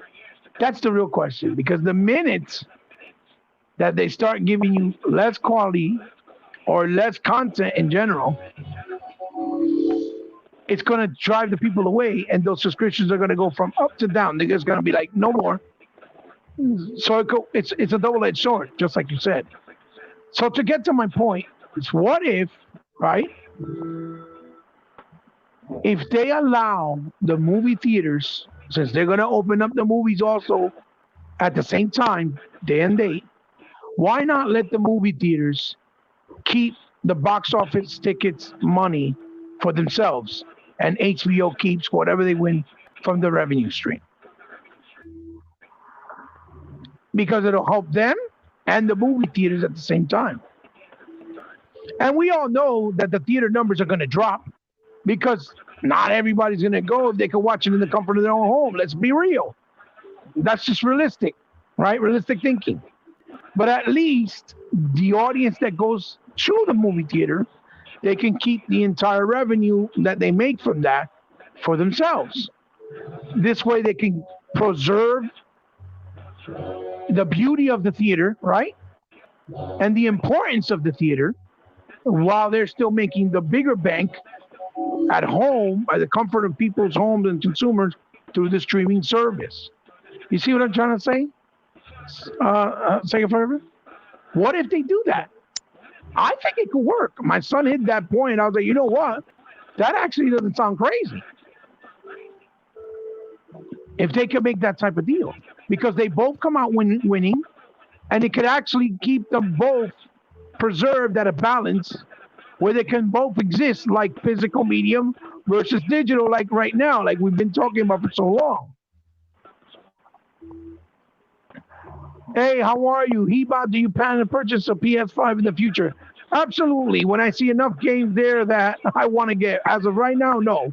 But more than likely because I'm a gamer. But, right now, no. I can't even pronounce his name because I can't see it. But sorry about that, Bob. So anyway, so I'm thinking to myself, maybe that could work, Sega Forever. Maybe it could work. Because their audience is going to drop drastically, at least by 50%, right? So just let them keep that revenue from the smaller audience, and then HBO Max concentrates on going full-fledged because HBO Max, Warner Brothers, Time Warners, Paramount, all those WB, they're all going to make money from the DVDs as well, right? From the medium when they release it, because there's people that still buy it no matter what. You see what I'm saying? I just think that would probably be a good approach, but then again, it might not be a good approach. Like you said, it's uncharted territories. But that's what I was talking about with my son, where I think it could actually, as crazy as it sounds, it might work. It might work. I don't know. What do you think? I don't know. I mean, who's to say that? Because AT&T owns WB, right? I believe so. Yeah. Yeah. So who's to say that AT&T doesn't buy HBO Cinemax at this point? Yeah. Solidify streaming service, That's a valid point. That's a very valid point, which would definitely make the game even harder. I mean, what you're proposing, I don't think it's out of the responsibility. In fact, I think they could do that. You see what I'm trying to say? Right. And it was, it was a good conversation I had with my son about it. And I was like, damn, that kind of might work. I mean, I don't know. It sounds like a good proposal. I think so. I think it's fair, because I think the movie theaters is what's going to suffer the most. And at the same time, if the movie theater make enough money from it, they don't have to charge as much money for concession. You see what I'm saying? Yeah. Because the whole reasoning for them to go ahead. I'm sorry. No, like I said earlier, flexibility. I mean, you need the people with the right mindset in those positions that make those calls. And then the business people, right. Yeah. I mean, because there's also greed. That's another thing. Greed definitely plays a role. Yeah. Well, the difference between somebody who's an exec and then the creative side, and look at what happened with the whole Zack Snyder thing, right? Too many hands in the cookie jar. Yeah. So like I said, it'll be interesting to watch. I know that much. To say the least. It's almost. It'll be, to me, it's better watching this than actually watching they produce. To be quite honest with you. It'll be more. I think it definitely it gives room for a lot of topic for conversation, right? I mean, I like your idea just for the simple fact that I think it, there's a place for everything. Right? And it's all about adjustment too, Segaferra. Yeah, but come on, gaming people can't adjust. And balance. You know what's sad is like me and you are like the two oldest. We're like two of the oldest gamers, man, and we're probably some most open-minded and flexible gamers out there. You think we grouchy old men. Then you deal with all these young 20-somethings and 30-somethings, man. That's like they're 67 or 70. And all they do is complain. Yeah, about everything. See, because we're of the mindset, right? We're of the mindset that we're the type of people, like, for example, we rather see something be tried out than go away and not to be tried out at all, right? Whereas opposed to most of these gamers now, their mind thought process is like, if it's not exclusive, then it's not worth anything. Do you see what I'm trying to say? And that don't make no sense, because then you'll never get to experience the material. And the whole point is that you want to experience the material. If it has to come with some cost and sacrifice, okay, well, so be it, as long as we get to play it. Like me, I was really bummed about Scalebound, but I understood why it was pushed away. You see what I'm trying to say? And if we have to share exclusives with PC to get those exclusives, then I don't mind as long as we get them. Right? Where I do mind is if they give it to somebody like, let's say, Sony, where they don't care. They take advantage of you when they don't ever reciprocate back. They don't care about the culture. They don't care about the industry. They just act like they care and speak a good talk when they're put in that position because they copy everybody else, right? But then they get the glorification for everything. You see what I'm saying? So something like that is different. But us being in the position where, oh, it's on PC, okay, so be it. Let it be on PC. Who cares? We're on console. We're enjoying it. That's all that matters. You see what I'm saying? So that's the mindset that we're coming from. Whereas opposed to the mindset of most now younger, yeah, Unlimited says he hates the whole thought process of exclusivity mentality. Yeah, but again, it comes with obviously with barriers. Like I said, I don't think Sony deserves any exclusives in our behalf. I'll be honest, because they don't care about anybody. So why should we? Why should we help them if they're so ungrateful? In other words, but at the same, but I don't mind us sharing the exclusives with PC because the PC is Microsoft, is the space of Xbox. So it doesn't matter as long as we get to You know, play it on the console. the We just whole go that ahead. whole exclusivity thing is just so overrated now.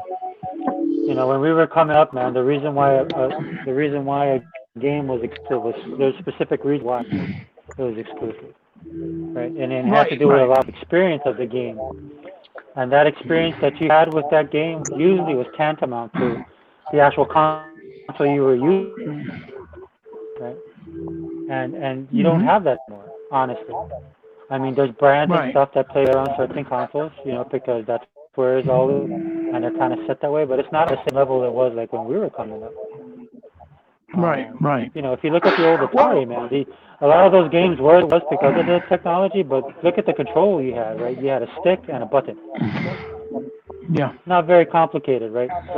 With the movement stuff like that. Then when you break to not at Nintendo and all. Sega, right? They had a lot of specific. You know, there's a reason why Sonic sold out Sega, and it was partly marketing. It was partly the Yeah, system, right? It was partly the gameplay. Um, and the same can be said of Nintendo. You know, that's not to me. That's not so case anymore. Now I could be eating yeah. my words when Microsoft and their studios come out with the next gen gaming, right? That a lot of people are expecting, like games that hmm actually push the power, not just the power of the X, but the actual experience of the X. hmm And that's the difference when it comes to exclusivity. It's the experience. hmm You know, like for a lot of people Because it that could, brag on PlayStation 5. because it. Oh, go ahead. What you mean is that that it could only exist because of the console and what it has to offer, as opposed to the competition. Right, like it's like Xbox being a shooter box kind of deal, Right, right? But right, but like the heritage of Halo and why it worked on Xbox is because of its roots and where it comes from. Okay. right.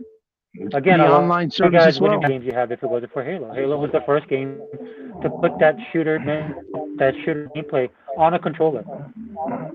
Right, If it right. wasn't for Halo, you have Call of Duty. That's just the simple fact. You would not have Fortnite. You would have none of this stuff. Yeah, And even then, that's I a wouldn't fact. say Right, like when I'm talking the experience is like God of War and stuff like that. You can play God of War on other consoles right, right, at its core. This is why we right. have third-party people that make it across the spectrum. You can sit there and argue about your bits, and you can argue about your power, all that kind of crap. But ultimately, the exclusive, there is no reason to have an exclusive for the simple fact that you can say I can buy it here because that's where I want to. Either that's where you want to spend your money, or you just want to be a prick and go on people's podcasts or go on their pages and just talk trash. Right. Well, the other thing too, Sega Forever, that a lot of people has forgotten, when we were in the Sega Genesis, for example, and the Sega Master System, NES, and Super NES era, right? Even in the Atari era, whenever a console got the same game, it wasn't really the same game. There were actually different versions of the game. Like if you play Aladdin on the by Capcom on the Super NES and played Aladdin made by Disney on the Sega Genesis, although they carried the same name, quote unquote, there were two very different games in a different approach with a different experience. Which that's Yeah, also a form of Tecmo Bowl. exclusivity. Yeah, but and then like Tecmo Bowl, for example, right? I would always play Tecmo Bowl on Mm-hmm. on Super Nintendo, right? It was just a different experience for me playing Tecmo Bowl there. In fact, I don't know. I think Tecmo Bowl was on Sega, but on Sega, I would play most of their 64 games. Because the Right. thing about then is, especially us being Sega guys, we know the roots of where Sega gaming come from, right? Yeah. They're faceted, but with Sega, it's arcade first and foremost, right? They'll take the arcade stuff and Yeah. they transfer it over. Then it's the mentality of the type of games that they have. Games like Toe Jam and Earl, games like Vector Man, Space Harrier in the arcade and eventually on home console, Green right? Dog. There's a Hmm. yeah.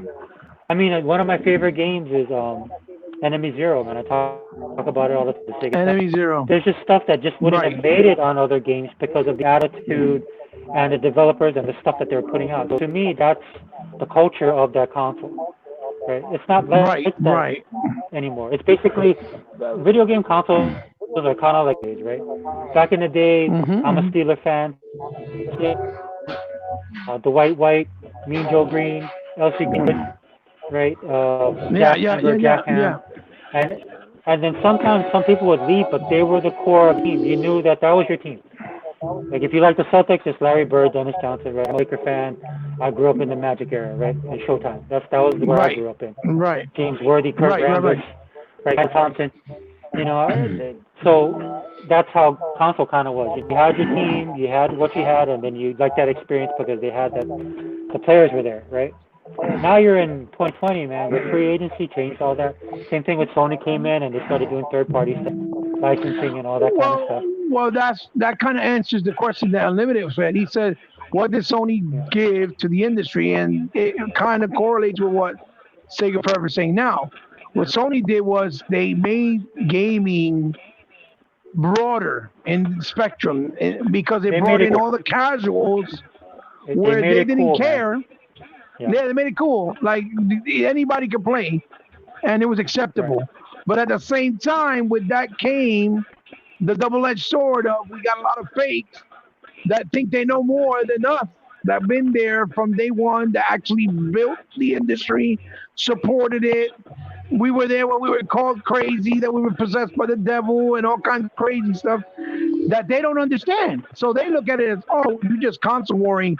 It's silly. You're grown men. They're just toys. It's just a box. No, there's a lot of things to gaming more than that that is very deep. Like gaming has saved people from going to jail, getting killed, selling drugs. And these are real stories that Build, people can building share with careers, you. building careers, Building building lives. Look careers. how many times I've heard from a Yeah. lot of these guys that are in the industry now that made some of the best games. They started as testers, Yeah. right? Yeah. It was the love of the hobby. It was the love of the culture, Yes. The you magic, know. And the mystery of you it, know, how you get it it's done. not Yeah. it's not like that anymore. And if you know, No. let me just No. finish off the console work. You know, these guys that are coming in now, you know, where were you guys in 2013 when the crap was really hitting the fan? That's where I want to know. It's easy to say Right. stuff now. Right. Let's all get along. It's just the console. It's just about. It should be just about the games. Right. Now you guys Right. tell me this Right. as an Xbox guy. Now go do that to the Sony guys. There's two sides of this Yeah. Yeah. coin. You can say it as an Xbox fan because we're not toxic on that level. You go try and say Right. the Sony guys, man, they'll dox you. They'll take pictures of your kids and do stuff to them. You know, they'll try and Yes. find, you know. So I don't want to hear none of this kumbaya stuff from you guys because you guys wasn't here in 2013 and 2014. Where You was know, the Microsoft kumbaya talk? Microsoft didn't send me a refrigerator, and Microsoft didn't send me an X or an S. You know, No, they Microsoft don't send did. me the shirts or give me free passes. You know, I repost my stuff. I don't need them to send me that stuff. That's not the point. But I repost that stuff for other people so maybe they can get a chance. But they don't send me nothing. Right.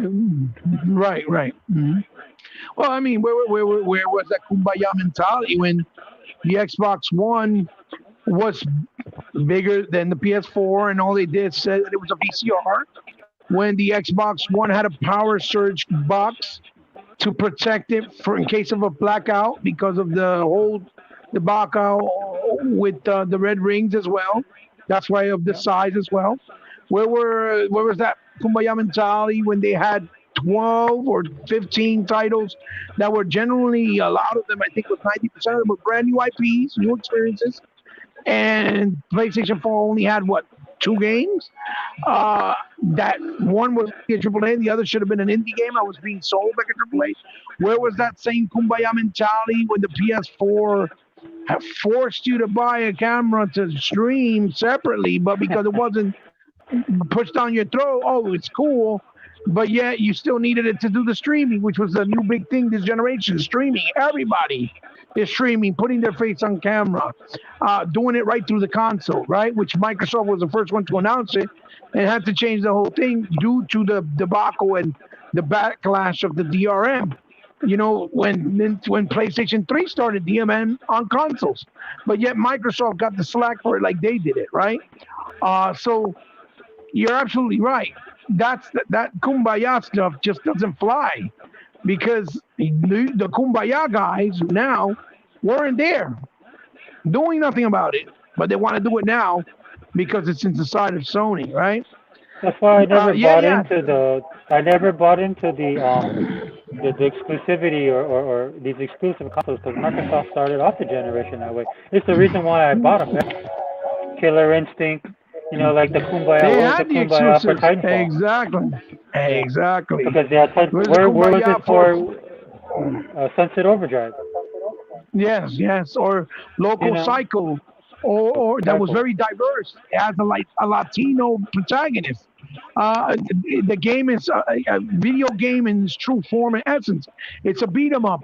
It's a 2D fighter. It's a shooter. It's a racer. It's a regular actual 2D, shoot 'em up. It's all types of stuff. It's in one game. It's a quick time event. Great It has writing. movie, So funny great writing. content, right? Good acting. It's Yeah. slapstick full motion videos back to pay homage to those B movies from back in the day. They even had the guy there from Troma, that owned Troma for Christ's sakes, that was in the game playing one of the characters. People don't even know that. So and yes, say Unlimited. We love talking gaming history. I'm glad you love hearing it. And he also says Nintendo's held at no standards. Sony's held to low standards. And Xbox is always held at the high standards. Absolutely right. We agree. This is what we're talking about. That's why the Kumbaya rhetoric just, we don't want to hear it. It doesn't work because we know the You truth. know the We were problem. You there. know the problem with Nintendo. Why they need to be held to a higher standard is they're gonna get. They need to grow. Oh I yeah, know they're they're they're, happy they're where a they relic. are. Yeah, They're a but relic. there's so much stuff that my daughter has a Switch, right? There's so much stuff that the Switch could do if they put in. And I understand I understand their business model. I understand their fan base, right? But this is why also, I mean, I don't really focus on Nintendo. I Hmm. mean, I don't focus on anybody but Microsoft. It's just we have to deal with the PlayStation guys all the time. It sucks. But look, dude, there's only we said this 100 times. I know you said it on the podcast, and we'll say it again. There's only one company pushing industry right now, and Hmm. it's Microsoft. Hmm. Hmm.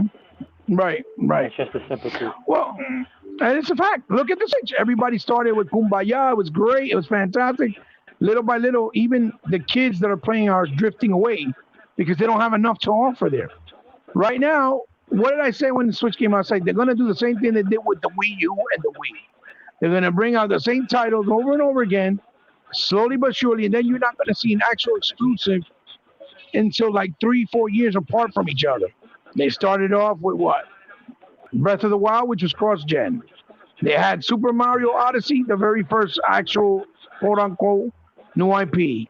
Then you didn't see nothing until Splatoon 2, which is just a better version of Splatoon 1.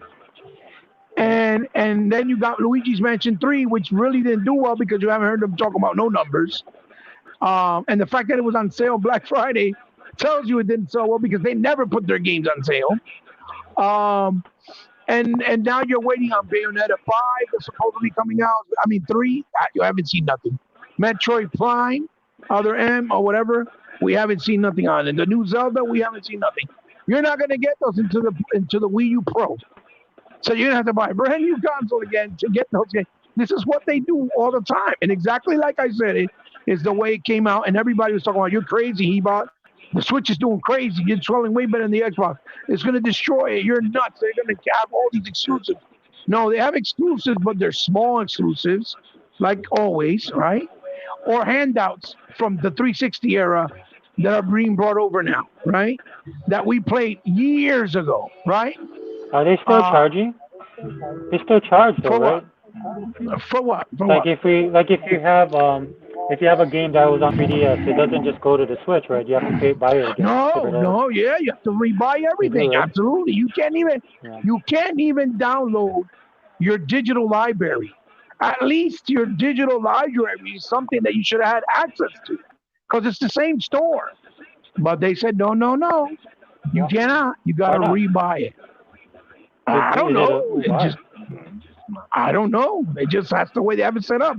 And I wouldn't say Mario Odyssey is a new IP. I mean, no, but it's a new Mario game, I guess. And he said, imagine being a Nintendo fan and not being able to enjoy any next gen titles. Absolutely, I said it. The But upcoming that's a Batman Arkham Knight. but that's the thing, right? That's what. Look, dude. At some point, we got to stop blaming companies and start looking at the gamers. And that's Yeah, the why I say I gamers. don't hands off on these guys because they're the ones that's if that's what they want, that's their money, right? It's obviously it doesn't bother them. This is why one of the best Yeah. things. Oh man, we're way off the topic, but one of the best things is Game Pass for Microsoft. That's Hmm. Microsoft's little niche to kind of get in there, right? To try and get people to pay attention to them that normally wouldn't, Right, right. and it's been doing well for them. So Yeah. Well, it's not really off topic because the idea of Game Pass is basically what HBO Max is doing now with their movies. They're really going to launch their day and date movies with the movie theater on their streaming service. It's like the suits and of this day and date. it's yeah, and you've been saying that's a great point because this stuff. Let's be honest, man. Even though pop culture can be incestuous, right? Because they draw from the same pools. Usually the fans, I think it was Iraq, Iraq, the podcast that Unlimited One's a part of too. But they had this Right, right. conversation. They were talking about I think it was Iraq that was talking about gaming media and stuff like that. And the interesting Yeah, thing yeah. about gaming media, because I remember I used to follow Iraq back on those one up days. That's how I knew him. And Yeah, then yeah, yeah. eventually he When went he to was the YouTube doing channel. with Kid, when he was doing Kid Smooth too. Right, I remember. Yeah. Yeah. So eventually, he was convinced to come on YouTube. I was happy about it because then I actually got to hear him, and I just did read what he wrote. Yeah. Um, but back then when we were coming up, right? The being a nerd. Again, being a nerd wasn't the coolest thing. But what had happened was all these stuff where the people began to realize that Hmm. if you like playing Sonic the Hedgehog, there's probably a good chance that you read comic books. Okay. And if you Right, read comic books, right. there's probably a Absolutely. good chance that you're going to watch the new Alien movie coming out. Right. Now that you So said they all comic books. started, yeah. So what would happen was, so that's how all these things started. That's how you got the IGNs, right? Then all of these people started consolidating. And in the beginning, to me, it was great because you had the opportunity to talk about stuff with people that had the same likes as you, right? And this is how you made some friends on social media initially, right? To this nerd Right. culture. Then you found out that the world's not so small. There's more people like you than you thought. But like you've Yes. been saying earlier, right, that kind of changed when a lot of these normies and stuff came in. The industry grew, Yeah, but because now basically the people culture go. shrunk. Yes, because the people are coming in, doing the same Yeah. thing you're doing, but with no care and no knowledge whatsoever of where it was and what it took to get here. But yet they want to play on the same playing field and level as you, and call you the fraud or you the fake gamer when they have no clue what they're saying. Uh, but with that also saying that, the same thing HBO Max is doing, right? With the Zack Snyder Right, movie right. where Sorry. it was going to be Yeah. shelved, was going to be shelved. Microsoft could kind of implement that same strategy with games that couldn't be finished and maybe revisit since they own the IP, like a Scalebound. Just get a new team that understands what they were going to do and try to make it maybe at a smaller cost and make a Right. quality game and throw it on Game Pass where it's going to still give you a better opportunity and chance to be discovered and get revenue and get a real following and become a big AAA title, right? It's the same mentality. The only difference between Game Pass and the movie theater subscription server is that you can own the game and own the the game itself right off the streaming service, or buy it in the store. As in the movie, with a movie streaming service, you could only buy it in the store, but you can't buy it off the streaming service. So if they put that option in there, that's also a plus. I think that would help, and you could add it to your library. Um, and yeah, we have Shock Wolf. Thank you for stopping by. He said the Xbox Series X or S can play emulated games like the PlayStation 1, Nintendo 64, the Sega Saturn, and a lot of YouTubers channels show how you can do it. And that is absolutely the truth. That's a big talk in town. You can do it because these consoles are very PC like in as far as the architecture, how they're built. And that's fantastic because you can do it either in retail mode or in actual developer dev kit mode, and it doesn't ruin the console. You can still use it like you would regularly with your games, and it doesn't mess it up. So that is fantastic that you can do that. It just goes to question why Sony doesn't even give you an option to emulate it on their PS5, because I don't think you even are able to do that. I don't know why. But at least, it would give the people an opportunity to play backwards compatible that they can't obviously provide through software, right? Because you can't put the disc like you can on a Series X and play your old games. That's very complex, and that Phil has been very vocal about that. But yeah, that's fantastic that you can do it. I'm really contemplating getting a Series S to turn it into a straight up arcade main emulator box. I don't really need nothing else, just Saturn and arcade, and I'm happy. I don't really need, and maybe some PSP stuff that I didn't get to play, and maybe some DS and Game Boy Advance. But other than that, I don't need nothing else. But it's great that you can do it. Limited says Sony doesn't believe in options. Yeah, they really don't. They absolutely don't. And being Sega forever and E-Rock and many others have been saying this forever, for the longest time. They don't give you options. They don't care about giving you options. They're a very one-dimensional sided mentality type of company. He also states they only Well, they're a charge reflection. or They're a only reflection no, of they their. only Sorry. go They're a ahead, go ahead. reflection of their fan base. They're a reflection Oh of their yeah, fan base. in a lot of ways, absolutely. Even though they don't want to hear that, but that's absolutely true. He Yeah. said they only change when someone else in gaming succeeds at something, and he's absolutely right. But we've been Sega forever. How long have I been saying this since we met? Right, since I came on the scene, that Sony has always copied everyone, and they get the credit for it when they do it, like if they did it first. This has been since the Sega Saturn era, since the very first PlayStation 1. As a matter of fact, the whole existence of PlayStation 1 was created with the R&D money of Nintendo, not Sony, and they still got the credit for it. You see what I'm saying? Look, I'll just So give it's you. I'll give you one example. And I don't understand why Sony doesn't do this. Pocket Fighter. hmm They could do a game like Pocket Fighter, make it backwards compatible, put it in their store for people. They'll get subscriptions like crazy, and that's just one of Yeah, those yeah, games that they have. They have a ton of yeah. games on their back catalog Yeah, like that would Escape, a classic. rival schools. I mean, look, the licensing and all that stuff aside, right? But if they do what Microsoft did, do the hard work, do the heavy lift, and try and give the Yeah, the heavy consumer lifting, heavy something. lifting. Yeah, the Right. heavy lifting. That's the perfect way of I saying it. mean, Yeah. yeah. Now, I mean, like I said, I'm trying to be nice. But on the flip side, look, Sony guys have nothing to play about it. This is why I question if they're even Sony fans. Look, the fact that we know more about Sony than they do, and they die for this console. Die for their console, dude. They're toxic. They suck. Right? I mean, you got to deal with these guys all the time. I mean, I kind of don't deal with them, but I just ignore them now because it's just not. There's no sense in doing it. But there's just like so many things that they do, or that they don't do. I'll put it to you this way: that they don't do, that puts them in the situation they are in now. And I don't know if they do that on purpose or they just don't know any better. I mean, I can't tell.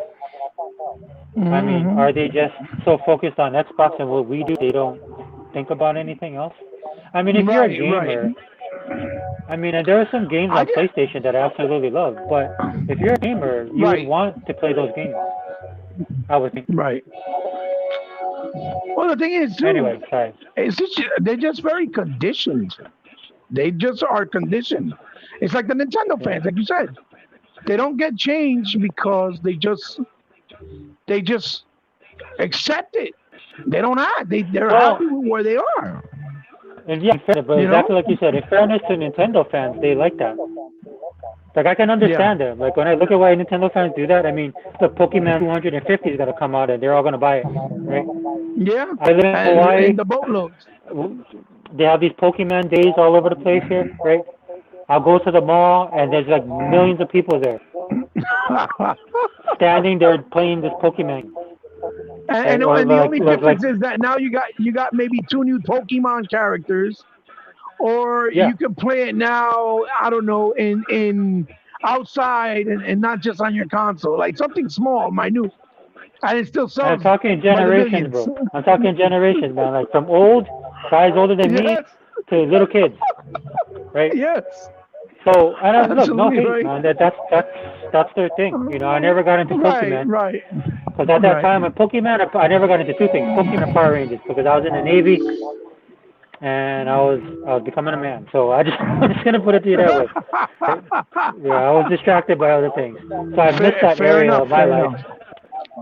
But it just Yeah, blows yeah, my mind. I yeah, mean, I don't have a problem with the Nintendo guys because Nintendo fans are Nintendo fans. yeah. And I absolutely adored the Pokemon movie. Don't get me wrong. I thought it was really good. It's definitely a movie you Oh should yeah, watch with loved your it. kids.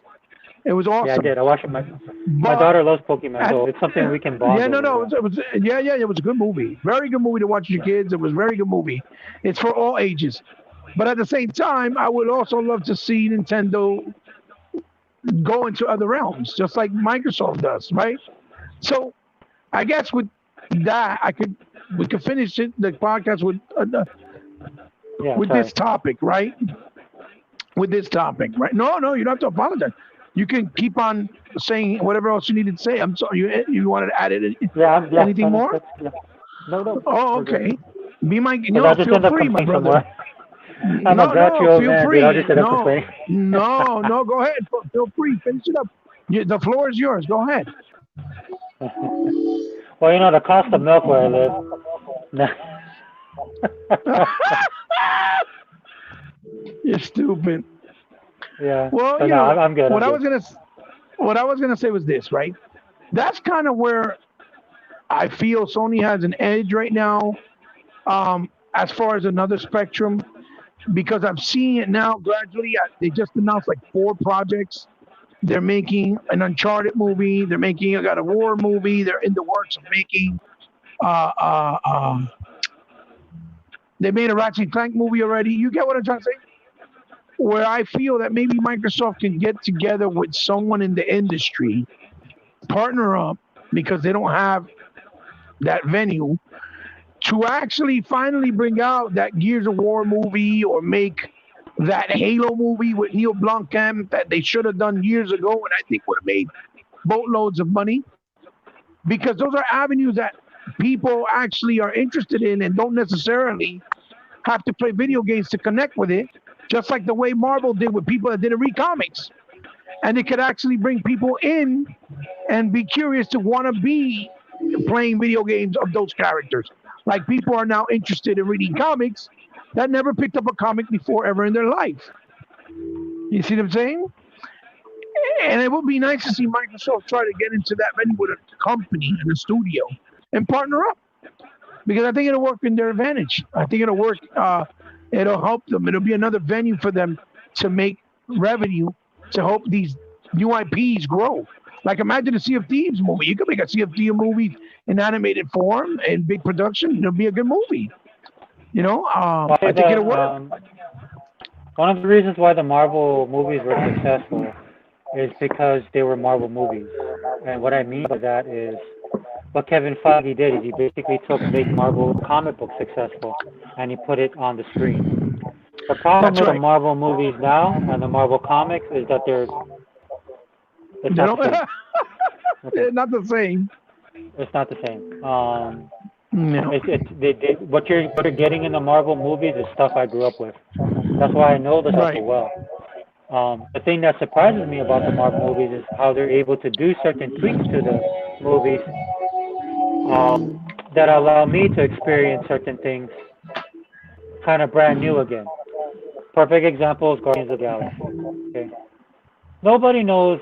I love Guardians of the Galaxy for two things: the movie itself and the fact that it was able to kind of call out a lot of these fake people who would say they were comic book guys, and then Marvel does a movie and nobody read the comic books.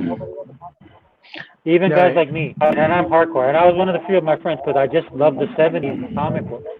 I was more a product of the Right. '80s. I experienced all the X-Men stuff when X-Men was Right. was was was raising and hit its peak and then collapsed and then came up. That was in my generation, but I went back and I read all the old stuff. Um, and the reason why I bring this up is why Marvel was successful. The Iron Man that you get, Mm-hmm. the Avengers that you're getting, the Captain America that you're getting, is the stuff from Mm-hmm. the Silver and Bronze Age. And they did a good job of presenting it to the audience. That's why people can identify with it. It's not so much that it's simple storytelling.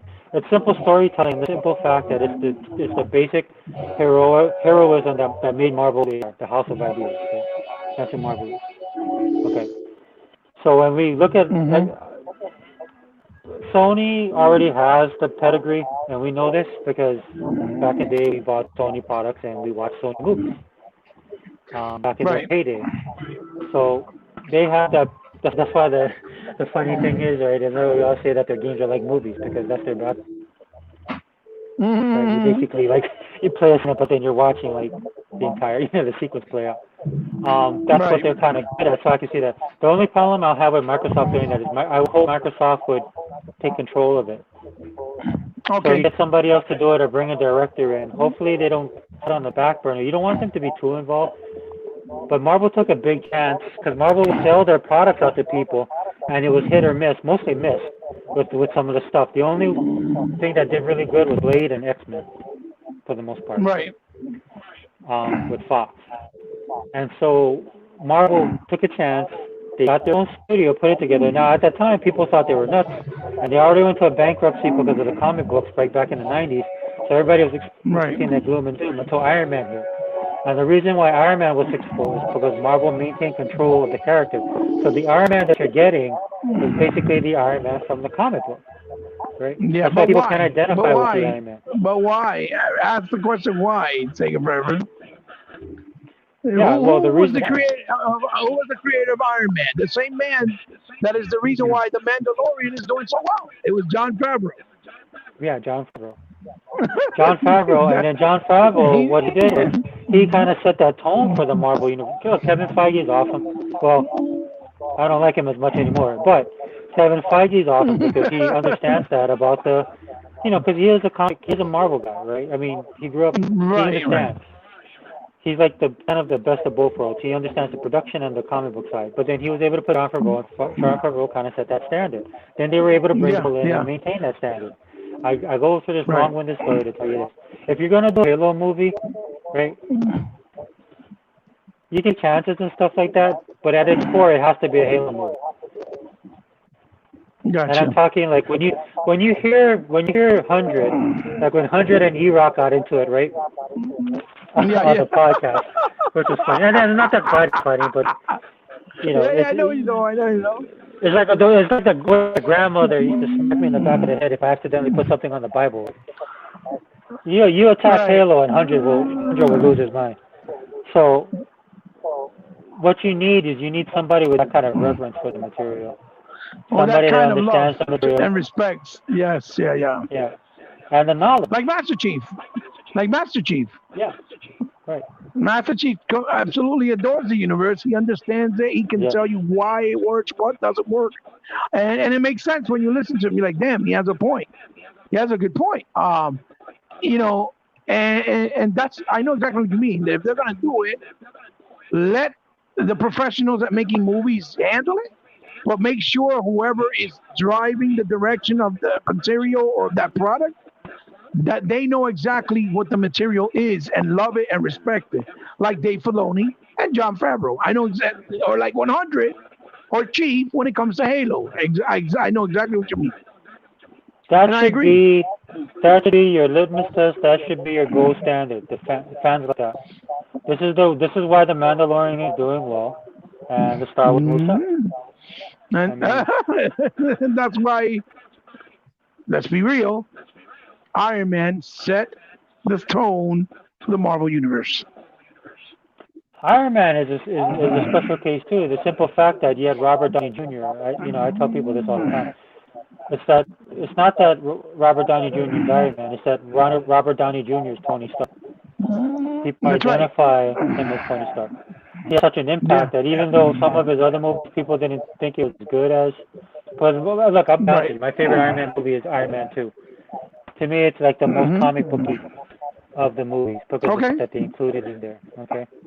Okay. Um, the techno babble, right? In fact, in some ways, people say that's kind of why Forgot fell out of favor with Marvel. Um, and then he didn't do the third, even though he stuck around because he's a classy guy. But Right. if Microsoft's gonna do Halo, man, because I thought they've done an excellent job with the lore so far and the mythology. Hmm. I love Halo 4. I still don't understand why people say it's not a Master Chief game, Right. where Right. the only person that really shares time with Master Chief is technically Cortana, and That's then right. comes Locke and the crew. Um, Hmm. because you don't really get Locke, and that's why you got that miniseries on Locke, so you got to get an idea of who he is. And Well, you know, Neil Blomkamp was the guy who did the online miniseries or mini court scenes, short movies when they were promoting Halo 4. You remember that he did yeah, District 9? He understands the material, especially visually, big time, and he loves Halo. He's been very vocal about that. He was on the project to do it originally, and he was good because not only did he understood it visually, he loved the material, he respected the material, and he's one of those directors that is open enough to have people come in, let's say like a writer from the Halo universe or creators from the game, and consult with him to make the best movie possible, as true to form as you can. That's one of the reasons why I love Zack Snyder, because even though people think his movies are loud, like they think with Jerry Bruckheimer, right? But Zack Snyder stays very true to the material. He never shies away. He respects and honors the material to the bone, to the T, to the best of his ability. And he said that that's one of the most important things that he's always done with anything he does when it's something comic book related, right? Or that it's existing before it's not something he created out of his own head, but that is something that's already established. And that's why I think Superman, Man of Steel, is one of the greatest movies in comic book history of all time because of the way he did it. Same thing like Watchmen, you know. I just completely adore how he did those movies. Even though many people may call me crazy, that's fine. We had Chicano Azteca saying, "I drank a bottle and a half of Chardonnay. I don't know what you guys are talking about." Well, listen, don't worry, nobody does, dude. see, Without the nobody Chardonnay, does at this point. At these points, yeah, even without the Chardonnay, exactly, we talking gibberish right now, gibberish. But anyway, basically, yeah. Sega man, so I know exactly what you feel, and I'm with you in the same exact sentiment. And I think maybe a lot of people that are Xbox fans, right, will feel exactly the same way, like true Xbox fans. Like when it comes to Gears, they need somebody with Cliffy B's, passion for Gears, or even Rod to be part of it. And Rod left, so I don't know if he's even involved anymore. But with the Gears movie, because they haven't talked about it. But you're absolutely right. I think that's the only way it will work. But let the directors in Hollywood that know how to do movies work their magic. Don't let Microsoft be involved. Like, no, you can't do that. You can't do that because that could ultimately ruin it as well. Well, so the problem, the only a little problem I have with Microsoft is, do they have the wherewithal, the discernment to understand those little caveats when it comes to producing movies, right? I'm not an expert, but Hmm. we watched a lot of movies in our lifetime, right? Oh So I'll yeah. use Zack Snyder as a perfect example. Love 300. Some Hmm. people didn't like the way he 300. presented. Some people didn't like the way he presented his style with the other WB movies. I loved them. Now, Yeah. with that being said, I agree with you. He has a certain style who sticks close to the material, which is good. But then you have a person like James Wan who comes in and does Aquaman, right? Who Yes. took a lot of chances Absolutely. and a lot of risks. Absolutely. And this Absolutely. is the problem, Absolutely. and this is the problem and the downfall I see, like a possible downfall with Microsoft doing these movies. They're going to have to get somebody in there that's going to be able to make those little adjustments and those little tweaks. And again, I'll use I don't know, dude. Because another problem I'm having is just the hero story in general. Um, because some of these people come in and they try and do a story, and they try and do it to where they're trying to shock you, or they're trying to flip the script and stuff like that, and in doing so because they have their own artistic visions and stuff like that, and in doing With so just things ruin that the are already entire. established and that people already feel comfortable with and don't want to change it. Yeah. And what they do is instead of driving people in, they push them away. I know exactly what you mean. Yeah. And so Microsoft really needs to, I don't know, they're gonna need like some type of executive that can navigate those waters. And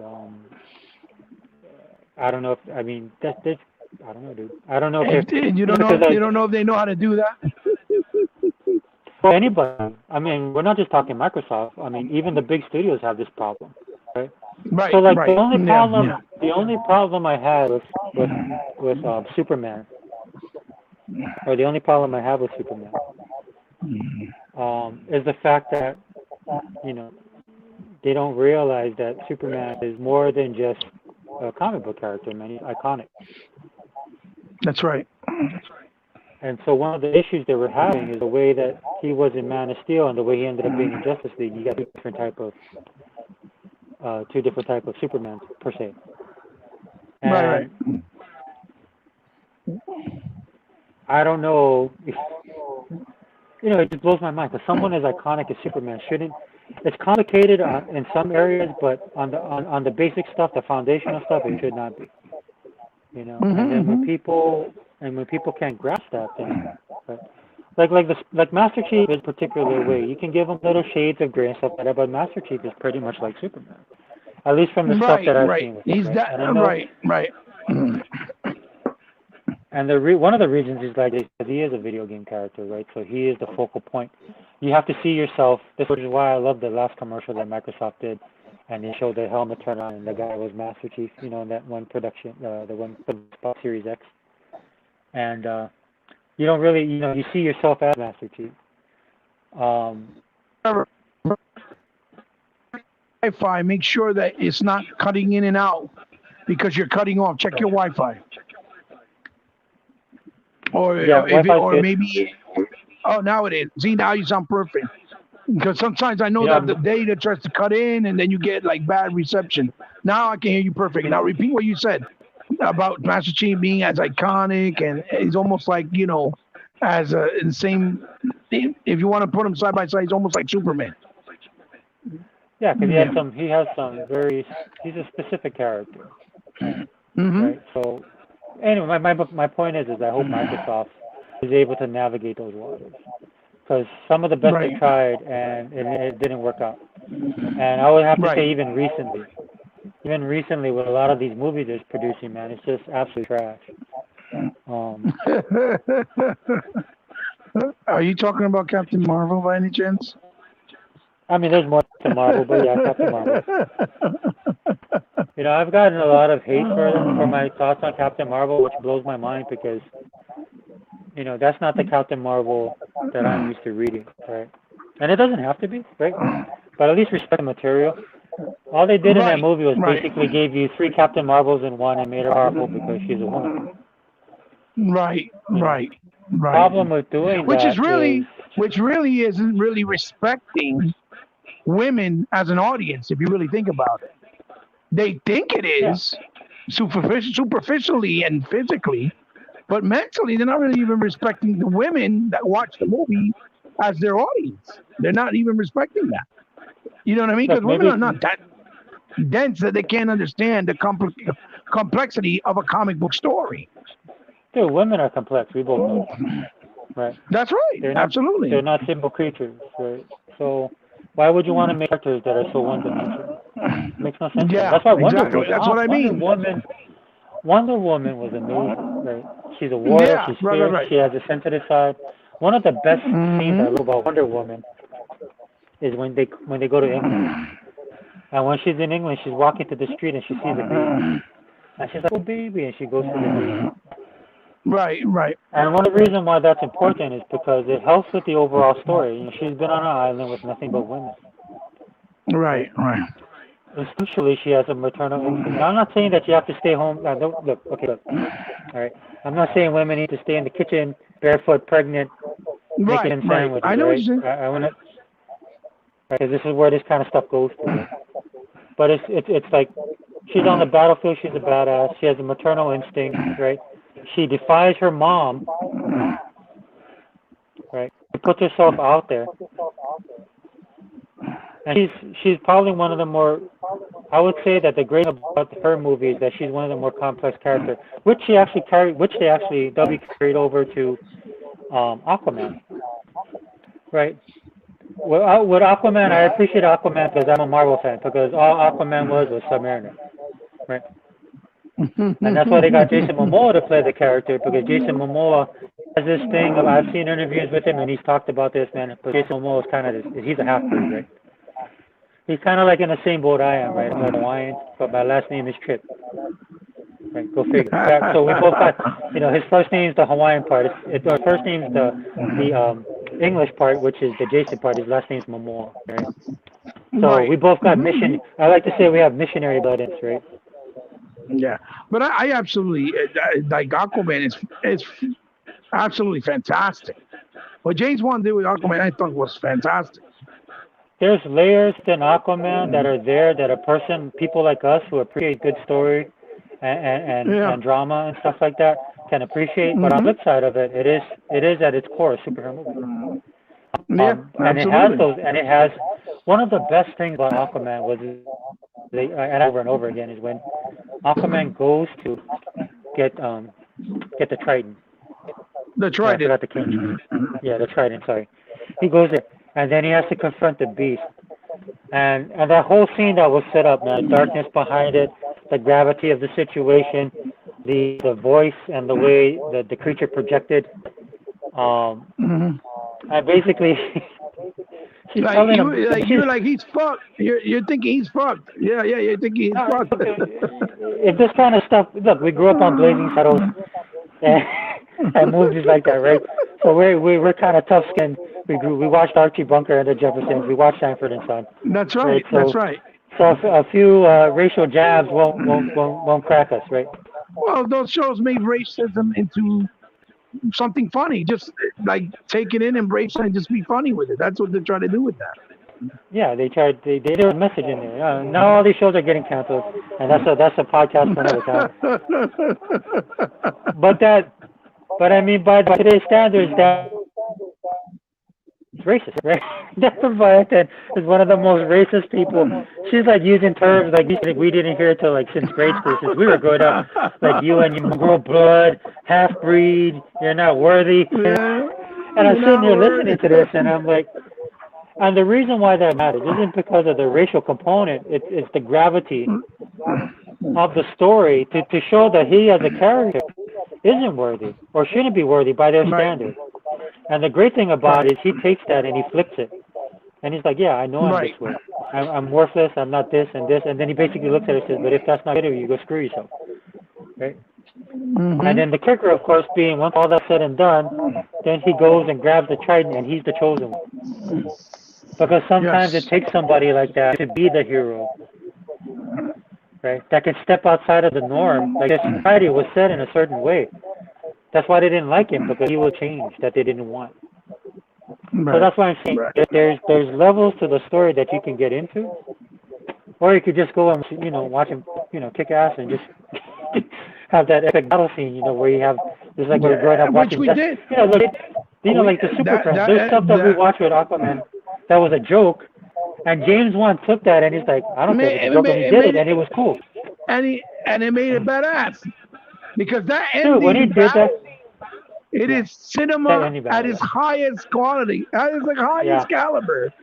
And he made things that you thought would be gonna be like that's not gonna work, and it right, works, and it works yeah, because well. the big thing is how are they going to talk? Are they going to talk underwater? And I was kind of like, no, they probably won't do that. They'll get killed for it, and they did it. Is he going to Yeah, summon the fish like he does in the cartoon? And he yeah, basically did. He and he rode a did it, seahorse. and he did it. Uh, but kicker to me is Rode when a seahorse. they let that when he let that costume, he wore the traditional Aquaman costume. But Yes, it looked dude, great. my boy He rocked wore it, it. bro. I mean, my boy rocked He it. wore it. Yeah, he wore Yeah, it. He wore it like a mother, and it worked. right. And that's what I'm talking about. It's that you have somebody in Zack Snyder that understands the material, presents it. Basically, when you watch 300, it's the book that they're putting on screen. It captures all of that, and because of his style, it's Yes. suited to that. Right. So when you see those Yeah. epic scenes, right, or when you hear those, well, this is Sparta, and you hear those lines, because of everything that's going on in the background and what he brings to that game, you feel it. On the flip side, Right. James Wan takes everything, puts it on its head, gives you what you're not expecting, and it works. Can Microsoft do that with Halo? I do not know. Which also shows that you can have somebody that completely stays true to the material, or somebody that understands the material, puts his own flavor, but makes it right and successful because he respects it, which is what James Wan did. Yeah. You see what I'm saying? And And he's he able to made it take his work. style because he has a certain pedigree. Like And the his the part where style, you saw him at yes. his best is when he did Yeah. the trench, when he jumps off. Yeah. Like we were in the movie theater watching it, and my kids are like, "Oh my gosh, Dad, what's going on?" Because it's kind of scary, right? They're kind of my Right. kids are still Right. young, and I don't let them watch all this kind of weird stuff, right? But I mean, when they saw that part, they were kind of like, "Ooh, this is getting really scary and Yeah. dark." Well, when he spoke to the guardian of the Trident, the creature, it was very Yeah, creepy, very spooky. They went yeah, down that trench with all those demon fishes. I forget what they were called. Oh my yeah, God! me too. It felt very James Wan, very James Wan, and it was creepy, and he felt it. So yeah, absolutely, But it's like absolutely. the right amount of creepy. It's like that Right, right it around wasn't of creepy. overdone. Yeah, Yeah. yeah, Because yeah. if he done He that, didn't if he shy went too away far, it either. would have ruined. Yeah. Yeah, it Because would have changed and the then movie, whole tone of the movie. the contrast, like the color scheme, and then Yeah, you go to something so dark, but then when you have that battle at the end, right, how they it's clash all and it makes sense bright. because yeah, It's all bright, and it has all the explosions and the dark colors as well in it. Yeah, yeah, yeah, yeah, absolutely, absolutely. yeah. You watch that So on a we'll QLED send it. TV, dude. It's amazing. Oh yeah, in 4K, it looks absolutely gorgeous, absolutely Right. gorgeous. So Unlimited said, comic book, comics. Captain Marvel's death or died of cancer, and his death is still honored till this day. Yeah, I believe so. I'm not really familiar, but I believe he's 100% right. You probably know him. But yeah, he's right. Yeah, Yeah. But that's because So Unlimited, I had the first printing. of Captain it. Marvel is Right, like one of right. my favorite. He's like my favorite cosmic superhero. Yeah, yeah. I remember you saying Guardians is one of your favorite comic books too, as well. I remember you told me that before Well, the movie I came was such a hit weird. too. Look, I was a comic book nerd in the highest sense, and all my friends were comic book nerds, and they looked down on me because I read that. Right, like you They like would make Doctor fun of me Strange, because but I read everybody the. else likes Spider-Man, right? Yeah, my friends like we like Doctor Strange, and then I started reading Guardians of the Galaxy. I was like, oh, why are you reading that? Like, I'm the guy that read Moon Knight. I'm the guy that read Master of Kung Fu, Rom Space Knight. I had all those Right, comic right, books. I went down this rabbit hole where my friends wouldn't even go with me. right. Well, I mean, I guess it's in our nature. That's why we, played Sega because we saw what they were, what they had to offer, as opposed to Nintendo, and everybody else followed Nintendo, and we were called the weirdos, right? Like, why you like Sega Yeah. for? Everybody's playing Nintendo. No, that's why I like Sega because everybody else is playing Nintendo.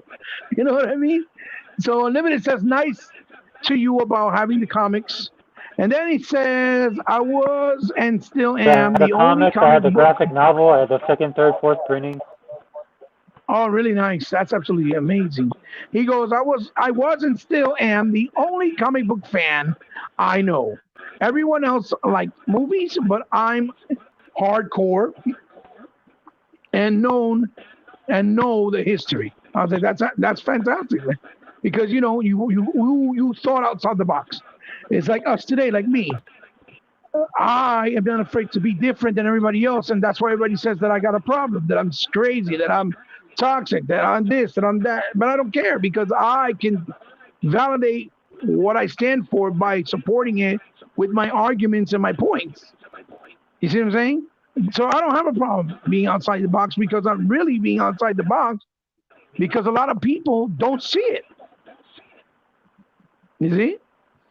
And if I could at least leave a legacy where my kids could look back and see it later on, right?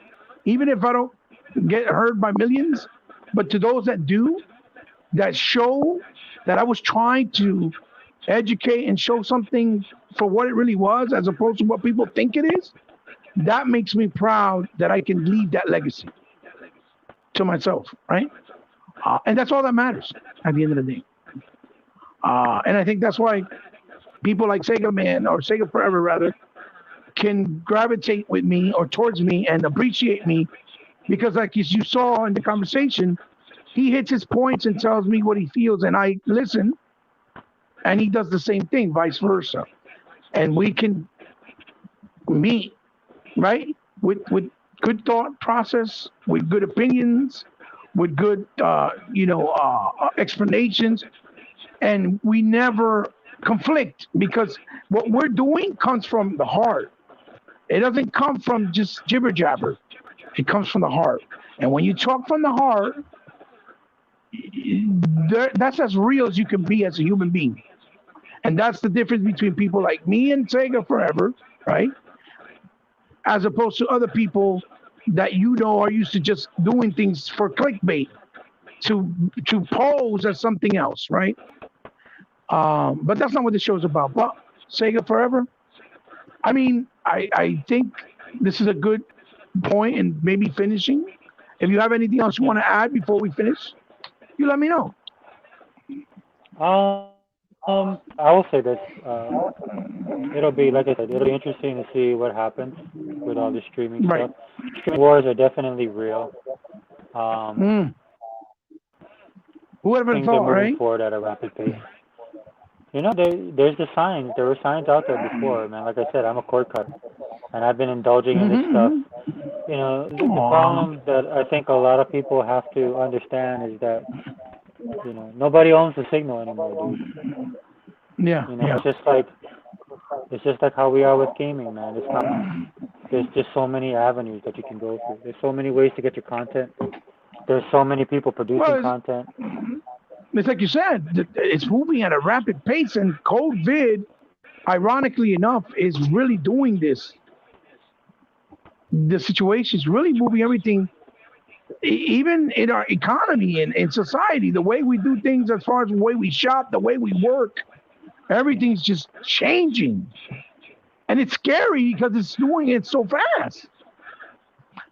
But I think ultimately at the end, we will benefit more than what we think it could be as far as being negative. I think it'll be more positive at the end of the day. It's just time will tell, like Sega Man, so Sega Forever so eloquently put it. It's just time. It's time. Thank you, Well, Unlimited. I He would. said, "Excellent podcast, guys." Oh, thank, thank you. The only thing but there's also external factors. Look, Yeah. we're not going to get into it on this podcast, but there's a lot of external factors um, that you have to take into consideration outside of Right. the industry itself, outside pop culture even.